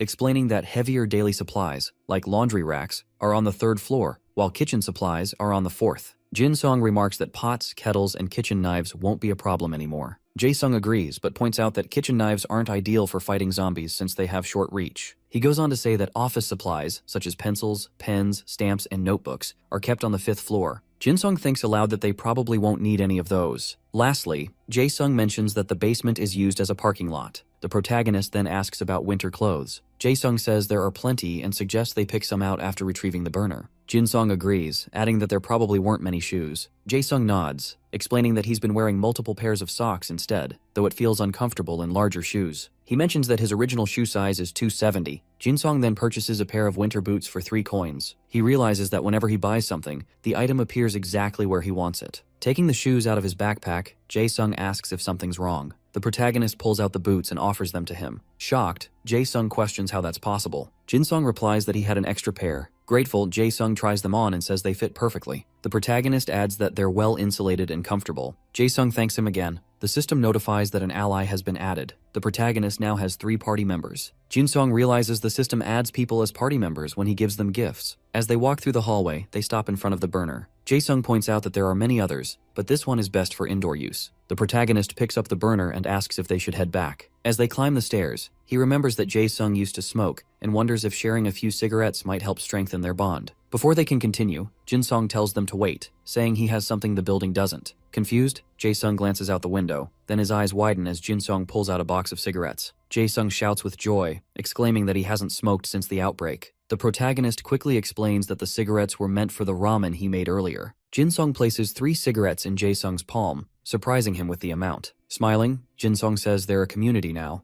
Overwhelmed with gratitude, Jae-sung clutches his chest, then suddenly leaps forward to hug him, declaring his love and calling him Sir. Jin-sung laughs and suggests they drop the formalities and speak casually from now on. Soon after, they return to Seon-ah and announce that they're back, placing the burner down. The protagonist then pulls out 2 padded jackets, saying it's a bonus. Overjoyed, Seon-ah grabs them immediately. He also reveals that he brought face wash, toothbrushes, and toothpaste. Delighted, Seon-ah jumps to hug him, causing him to drop the items. She excitedly takes them and says she wants to use them right away. Jae-sung comments that she looks happy, and Jin-sung replies that it's because they haven't cleaned up in a long time. After that, they spend 3 days setting up camp, turning Jae-sung's space into a kitchen and placing 3 mattresses and sleeping bags in the room next to it. They couldn't install solar panels on the roof since snow and strong winds might break the windows, so they placed as many as they could on the 5th floor instead. Meanwhile, zombies gradually started to spread out. Looking out the window, Seon-ah reports that almost no zombies are surrounding the building now. Sitting at the table, the protagonist remarks that since things have settled down, it's time to go outside. He adds that they should get weapons first and mentions the gun shop they saw earlier. Seon-ah raises her hand and agrees to go out, but warns that traveling far will be difficult. Jin-sung agrees, thinking she's right as they don't have enough coins to avoid zombies, and the cold is harsh. He wishes they had a car so they wouldn't have to worry about zombies or looters. Elsewhere, the roar of a motorcycle draws a group of zombies, while a boy on a bicycle in Banghak-dong is being chased by the horde. He carries his bike up the stairs to escape. At first, he thinks the rider is fleeing too, but then realizes they're deliberately leading the zombies toward people. The boy quickly posts about it on the community feed, warning that the rider is heading toward Weidong next and telling everyone there to be careful.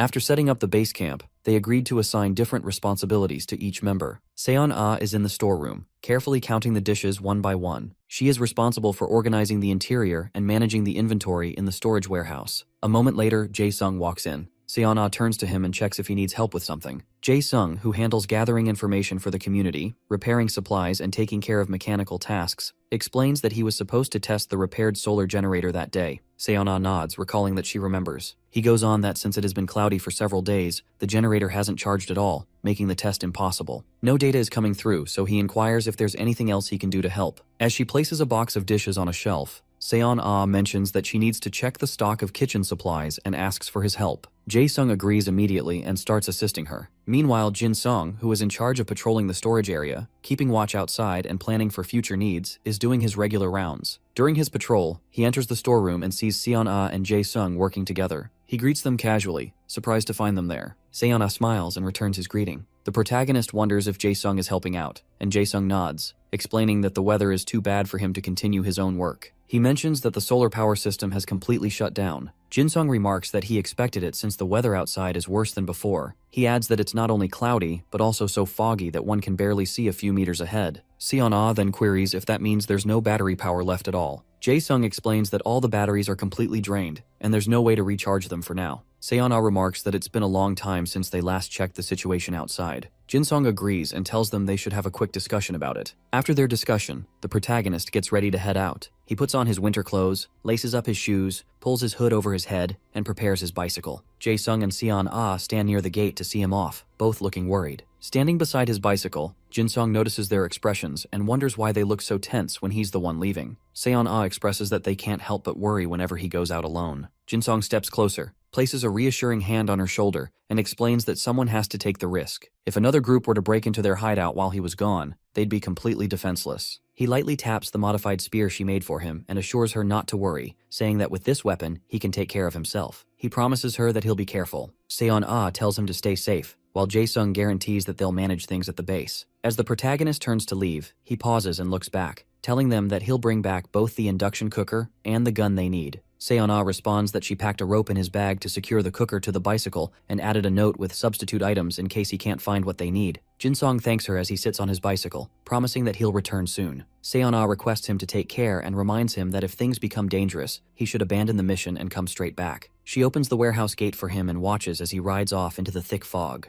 As the protagonist rides his bicycle through the snow-covered streets, the metal chains on the wheels crunch against the ground. He reflects that he really chose the right teammates. They even checked and prepared everything for him before he left. Thanks to the chains on the tires and the small light they gave him, the trip will be easier. He looks around and notices that there's nothing in sight. No people, no movement, not even zombies. The streets are completely silent. He reminds himself not to relax yet, because once he reaches the apartment complex, there could be zombies hiding nearby. He figures that if the school is close, then the apartment complex must be just ahead. Suddenly, a cold wind blows hard, knocking his hood off. The wind pushes against him, making it difficult to move forward, but he keeps pedaling with effort. Then he catches a faint smell in the air, the scent of exhaust fumes, like from an old car. He frowns in confusion, wondering why that smell would be here when no vehicles should be running anymore. A moment later, he hears a low rumbling sound in the distance. He looks around, trying to figure out where it's coming from. The sound grows louder, and realization strikes him that it's a motorcycle. His heart starts racing as fear runs through him. If that really is a motorcycle, it could be attracting a massive group of zombies just like before. He looks ahead in panic. The fog is so thick that it's hard to see, but when it clears slightly, his eyes widen in shock. He sees them, a huge swarm of zombies chasing the sound of the motorcycle. He realizes that it's the same rider who led the zombies before. Terror grips him, and he knows he has to escape. He starts pedaling as fast as he can, knowing that if they catch him, he won't survive. But the heavy snow and the chain on the tires slow him down. His breathing grows fast and heavy. When he looks back, he sees the zombies getting closer. He curses under his breath, realizing they're almost on him. Desperately, he scans for a place to hide. There's only one option, the school from before. He turns the bike and pedals toward it with all his strength. When he reaches the school, he jumps off the bike and runs to the door, only to find it locked. Panic fills him as he rushes around, searching for an open window. He finds one and tries to pull it open, shouting in frustration when it won't budge. He pushes harder, using all his strength, praying for it to open. Finally, the window gives way. He quickly throws his backpack and spear inside and starts climbing in, but just as one leg gets through, a zombie suddenly grabs his other leg. Terrified, the protagonist looks back and sees the creature growling and pulling him closer.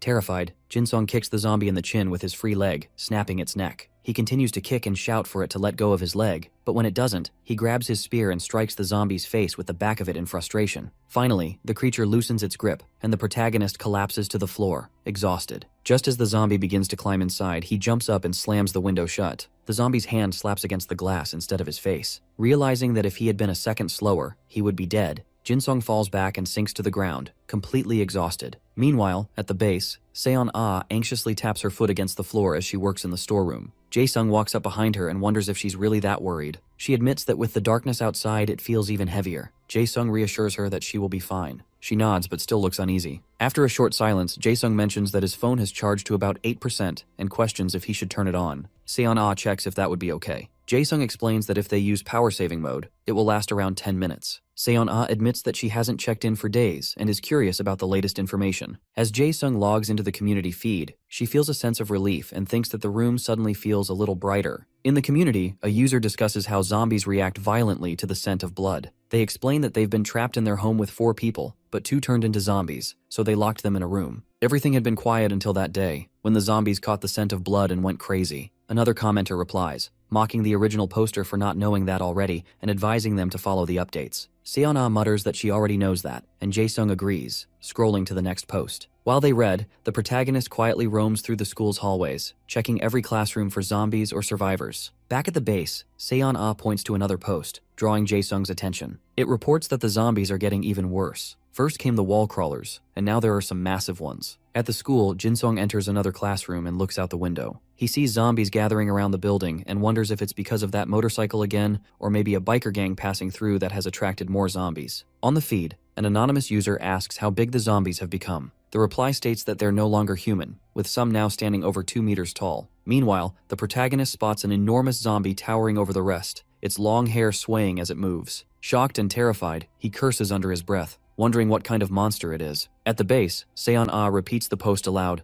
over 2 meters tall, and wonders whether that means their bones are changing. Jae-sung admits that he's not sure, but he is sure that things are definitely getting worse. He suggests checking one more post before the battery dies. They scroll through a few posts, one talking about the same horde, another about selling fridges during the Ice Age apocalypse, and one about looting a nearby mart, before Jae-sung pauses on a post about a massive zombie swarm. The poster states that they live in Banghak-dong, where a huge crowd of zombies appeared out of nowhere. At first, they thought the zombies were chasing a man on a motorcycle, but it turned out he was actually leading them toward crowded places to kill people. The post ends with a warning that the horde is heading toward Uidong next, and urges anyone there to stay on alert. Seon-ah quickly grabs the phone from Jae-sung and tries to read the post again, but the screen suddenly goes black as the battery dies. She curses in frustration, shouting that the post said the zombie horde is moving from Banghak-dong to Uidong, the same place Jinsung went. She hands the phone back and turns to leave, but Jae-sung catches her hand and questions where she's going. Seon-ah wonders if he saw the post too. She warns that if the protagonist keeps going, he'll run right into the horde.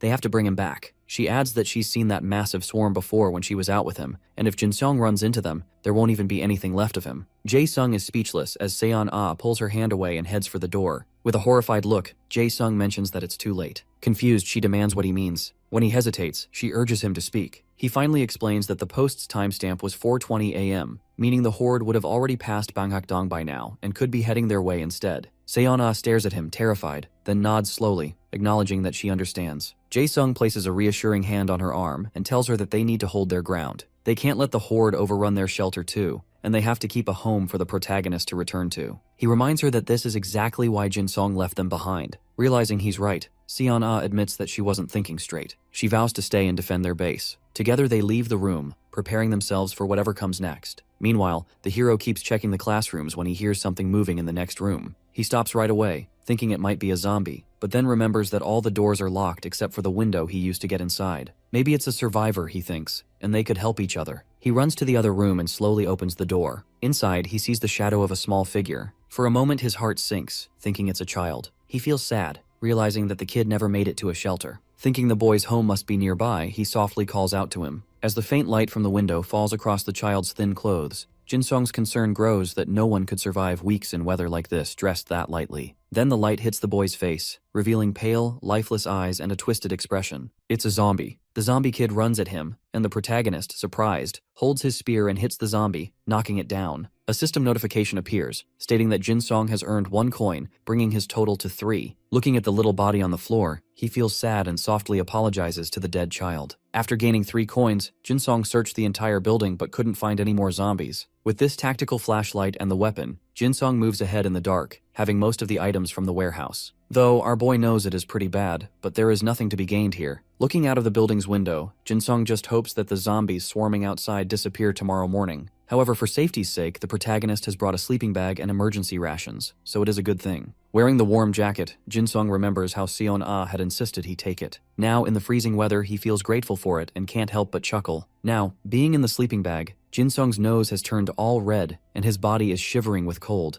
but all he is concerned about is the warehouse. At this point, he just hopes that it is okay, as the zombie horde was headed towards Widong. After a while, Jinsong suddenly wakes up when his stomach growls. Feeling hungry, he enjoys his snack as he looks out the window. At that particular moment, our boy notices the building in front of him and decides to check it out. With his tactical flashlight and weapon, he enters the house, being in shock since there are so many baseball bats in here, which can be really good for defending. Jinsong wonders if the people here left in a hurry, forgetting these things. At first, the protagonist thinks of taking these with him, but he already has gear, so it will be hard for him to carry these too. Thus, he decides to ignore this idea. Although Jinsong takes one of the baseballs with him, finding it useful, just then he hears a loud roaring sound. When he turns and looks through the glass window, he sees a zombie trapped in the room behind the one he is standing in. Curiosity takes over him, and he wonders if they got bitten by a zombie, hid there, and got trapped. Whatever the case was, our boy carefully approached the zombie and in a single strike hit it, gaining 1 more coin. Now Jinsong's current points are 4. Looking around the place, he notices a gas burner, which he had first mistaken for an induction cooktop. Also, he spots a fridge and an oven, which awakens the urge inside him to take these, but it is obviously impossible to carry them or take them apart as well. No matter what, Jinsong has to go back to the city center. Thus, now he is riding the bicycle, and it is an actual relief that the bicycle is okay. The sun rises slowly, and by that time, Jinsong has reached his destination. But at this location, there are hundreds of zombies everywhere, so our boy very carefully moves ahead. At times, he hid behind pillars or cars to not get caught by any of these deadly creatures. Right then, Jinsong's gaze darts at the tallest building of that area, and he plans to go there. As he steps into the building,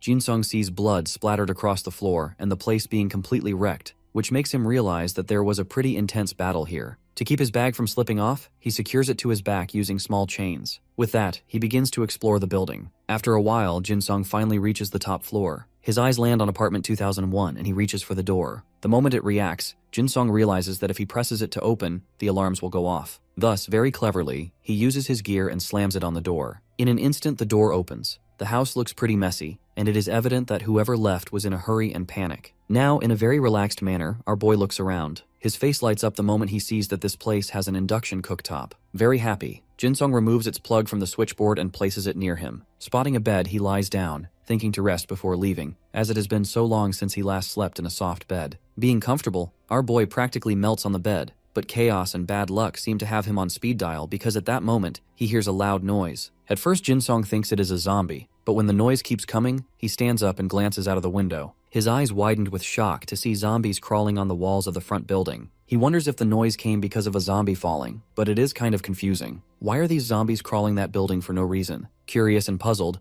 Jinsong looks around and ends up noticing someone staring out the window. Outside, zombies are swarming around that apartment building. Even though Jinsong feels bad, he can't do shit to help that person. Additionally, now that the zombies are busy crawling that building, it gives our boy a chance to escape. Taking this as an opportunity but feeling guilty at the same time, our protagonist gets out of the apartment with an induction cooktop. However, in that instant, the person in the front building's window starts using a gun, shooting around. Witnessing this, Jinsong panics because at this rate all zombies within a 300-meter radius will swarm here. Our boy's eyes widen with shock, and sweat trickles down his head because, just as he feared, more zombies are swarming the area. It's clear now, he's completely trapped. Jinsong is going crazy because this unknown person has been firing for an hour non-stop, and when he observes properly, this girl is picking off zombies one by one with accurate shots. Something more shocking is the way she adjusts herself whenever the rifle malfunctions. This really makes her seem like a professional. At this point, the hero assumes that she is probably a soldier. Looking from the building's glass window, Jinsong can easily figure out that more than 100 zombies have been killed by far,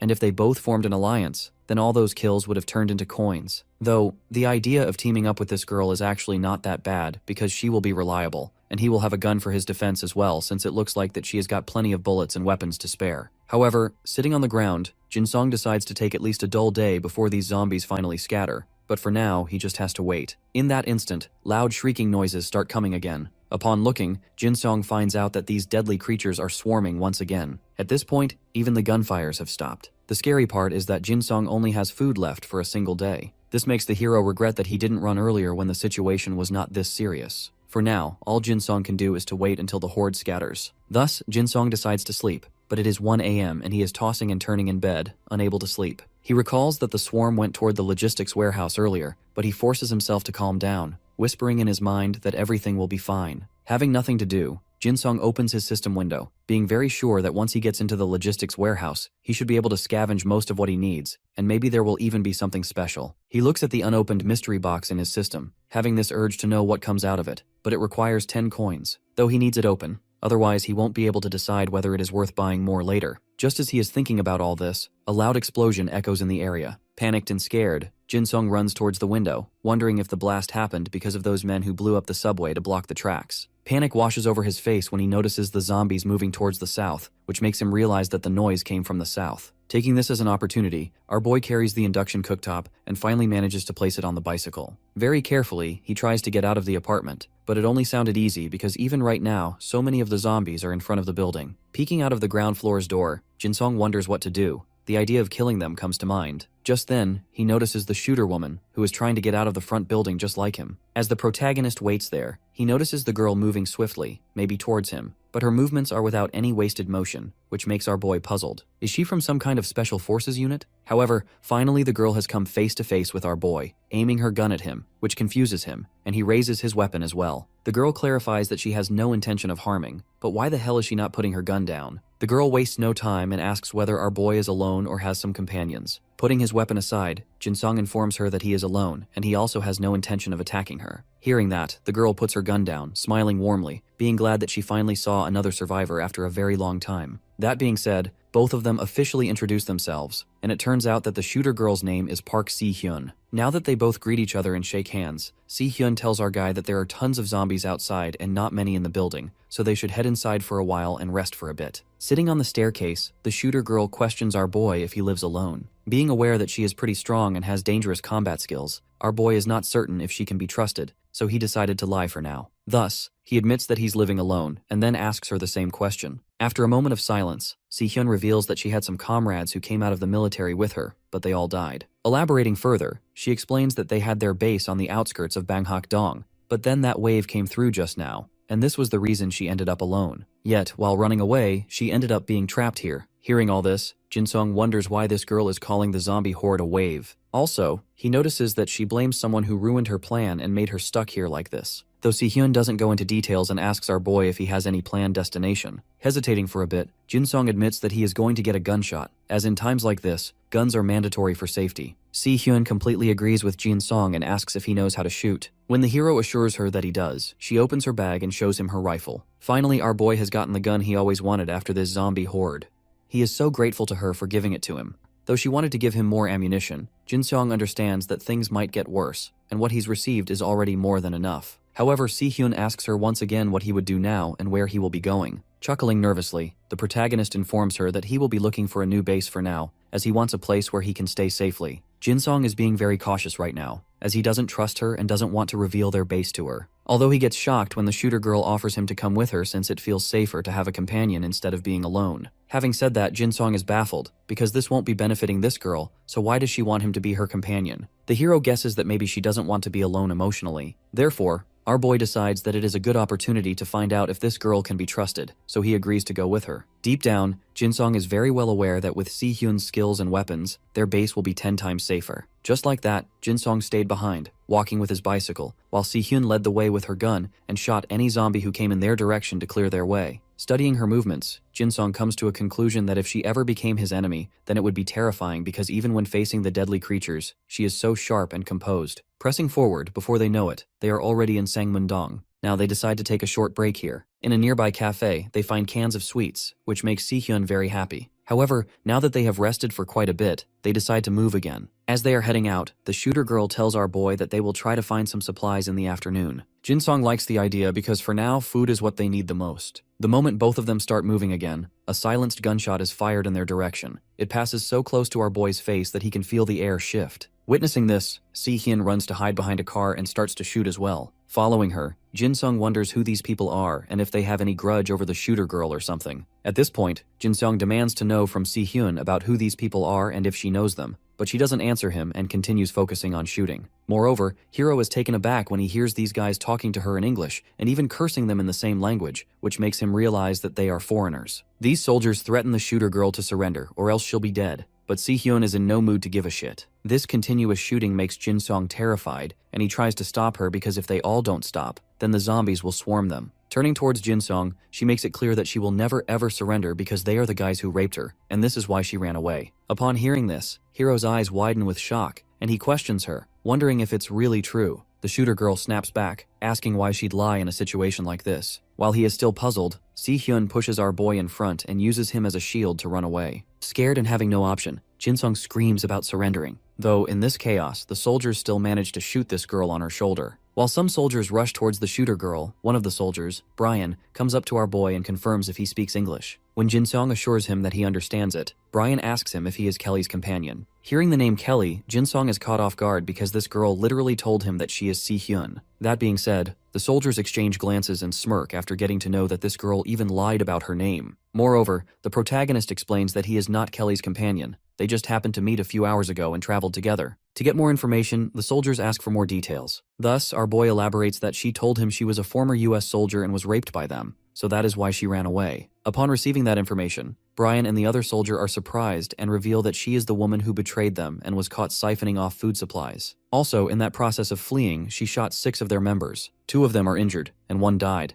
This is why they are here to catch her. At this point, Jin-sung is puzzled, not understanding whom to trust. Although the soldiers have lost her, and the gunshots are also drawing in zombies, so it won't be easy to keep up the chase. There are so many zombies nearby. Yet the soldiers Matthew and Johnson are trying to handle them, but they won't last long, so they need to pull out. Because of this chaos, the soldiers decide to trust Jin-sung for now, and in order to leave, they take our boy's stuff. They are puzzled that one bag is so heavy while the other is soft as hell. This makes him worried, since at this rate, they will take his supplies too. However, Jin-sung is not ready to let go of his bag, insisting that it belongs to him. But the soldiers' expressions darken when one of them asks if the gun inside his bag was stolen from their group. Terrified, Jin-sung doesn't answer that question. Also, he doesn't have the guts to ask for the gun back. Thus, he just hopes that he gives the bag back to him, but deep down he knows that they won't do it. To his surprise, Brian walks towards him and hands him his bag, commenting that he wishes he doesn't use it for something bad. With that, all the soldiers leave, hoping to meet someday, if fate allows and they're still alive. Now, taking all his things, our boy is ready to head back home. It has been dark now, and Jin-sung has been riding the bicycle for quite some time,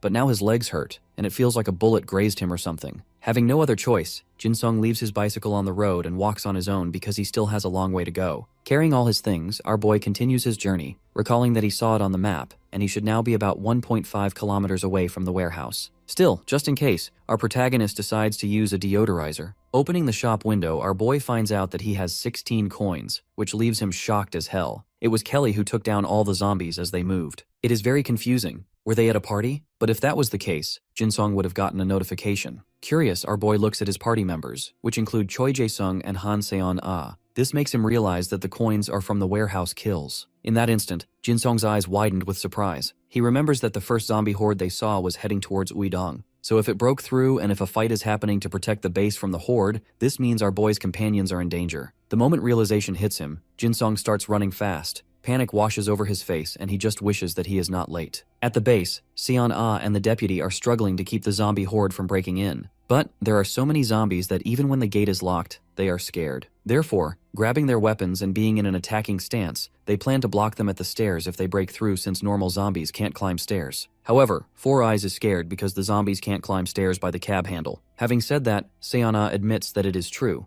and at this point it is practically a battle of attrition. As a result of it, if both of them hold the zombies off in tight quarters, then they might last longer. Consequently, Seon-ah tells the deputy to grab his weapon due to the fact that they have to hold out here. Hesitant, Four Eyes reminds her that there is always an option to run as well. Even so, Seo-ah grabs the deputy's arm and reminds him that he said that they'd guard this place until the assistant manager comes back. The deputy clarifies that he is not planning to abandon Jin-sung, but first they should survive and then think about what to do next. That being said, our girl is not ready to give up and declares to hold out here no matter what. Thus she instructs him to do the same, warning him to not even think about running. Alternatively, she tells him that it's easier to protect something than to take it back. Her words make the deputy feel guilty, and he decides not to leave. The moment they head forward, they hear a voice outside. Curious, Seon-ah runs towards the balcony and sees a guy on a heavy bike. The guy looks very familiar, but our girl has no time to figure it out as assistant manager Choi screams at her and informs her that the front gate is broken. The zombies are entering the place, and in any second they will be here. But fortunately, the first floor doors are reinforced glass, which is a good thing. By now, they decide to kill the ones who break through. The moment the zombies arrive near them, both Seon-ah and the deputy begin the assault and knock out all the deadly creatures who come their way. At this time, Jin-sung is running very fast, hoping that everything is okay, calming himself down, and thinking that the zombies wouldn't have entered because it is true that the zombies were always around but never really broke through. Though the moment he reaches the base, horror slashes across his face when he spots the main gate opened and blood covering the ground. Confused and scared, the protagonist checks the whole area and ends up finding so many dead zombies in the first floor's glass-reinforced room. Not knowing where his teammates are, Jin-sung searches everywhere and comes across their belongings, which makes him understand that they both didn't run away. Sweat trickles down his face as he screams their names at the top of his lungs, but his face turns into something horrific when he gets no response. At this moment, our boy has come to the conclusion that they have left. After looking everywhere, there is now no sign of zombies breaking in. However, his heart starts beating really fast when he sees a corpse lying on the ground looking familiar to Assistant Choi. Gathering all the courage inside him, Jin-sung tries to look at the body, but before he could do that, his name echoes in the place, and it turns out it is none other than Seon-ah and Choi. In an instant, Seon-ah runs towards him and hugs him with happiness. Finally, he has been reunited with the people he genuinely cared about. Later on, while having tea, Seon-ah explains to our boy that the door was reinforced glass, so it was very strong. That is when she came up with the idea to make a gap. With the help of the chains, they half-closed the door and attacked the zombies through the gap, which made it easy for them to defend themselves. Playfully, Seon-ah tells our boy that this was the moment when Manager Choi came up with his famous line about pulling the door instead of pushing it while killing zombies. This makes Choi embarrassed while Jin-sung chuckles, though after enough bodies piled up,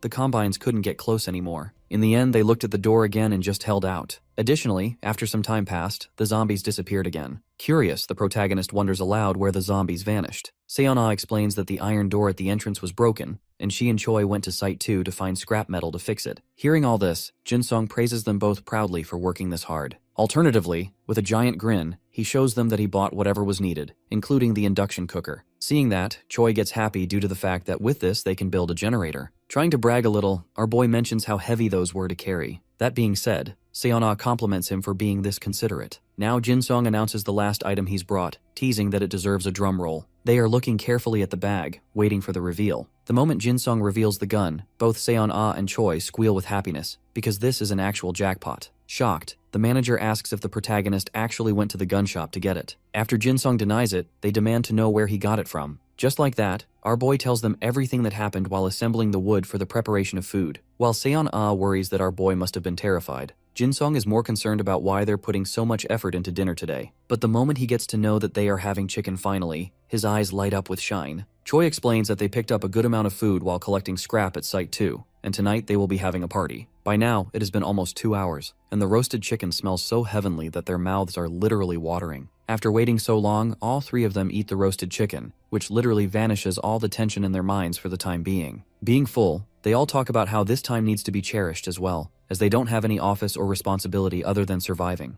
Though, our boy would go back to the normal life in a heartbeat if he got the option. At this point, Choi is craving beer, as it would have made their night better. Hearing that, Seon-ah suggested going to a supermarket or beer factory instead the next time, since the beer they had last time was great. Right then, Choi mentions the motorcycle guy, informing our boy that Seon-ah saw his face. As soon as the words reach his ears, the hero turns towards Seon-ah and asks her if it is true. When she admits that it is someone they know, Jin-sung's jaw drops in surprise. To elaborate further, Seon-ah makes our boy recall that internship when there was talk about connections hiring. There were basically supposed to be 15 of them, but 16 people showed up. At that time, one of the guys was rumored to be a parachute hire and quit halfway through. Though Seon-ah can't remember his name properly, he was probably Park Min-tae, the guy who is the son of their company's CEO. Hearing that, Choi is flabbergasted, as he can't believe that the biker leading around zombie swarms is someone from their company. Yet Jin-sung thinks that maybe it is not Park Min-tae because that guy has a twin brother. To be precise, Park Min-tae has an identical twin.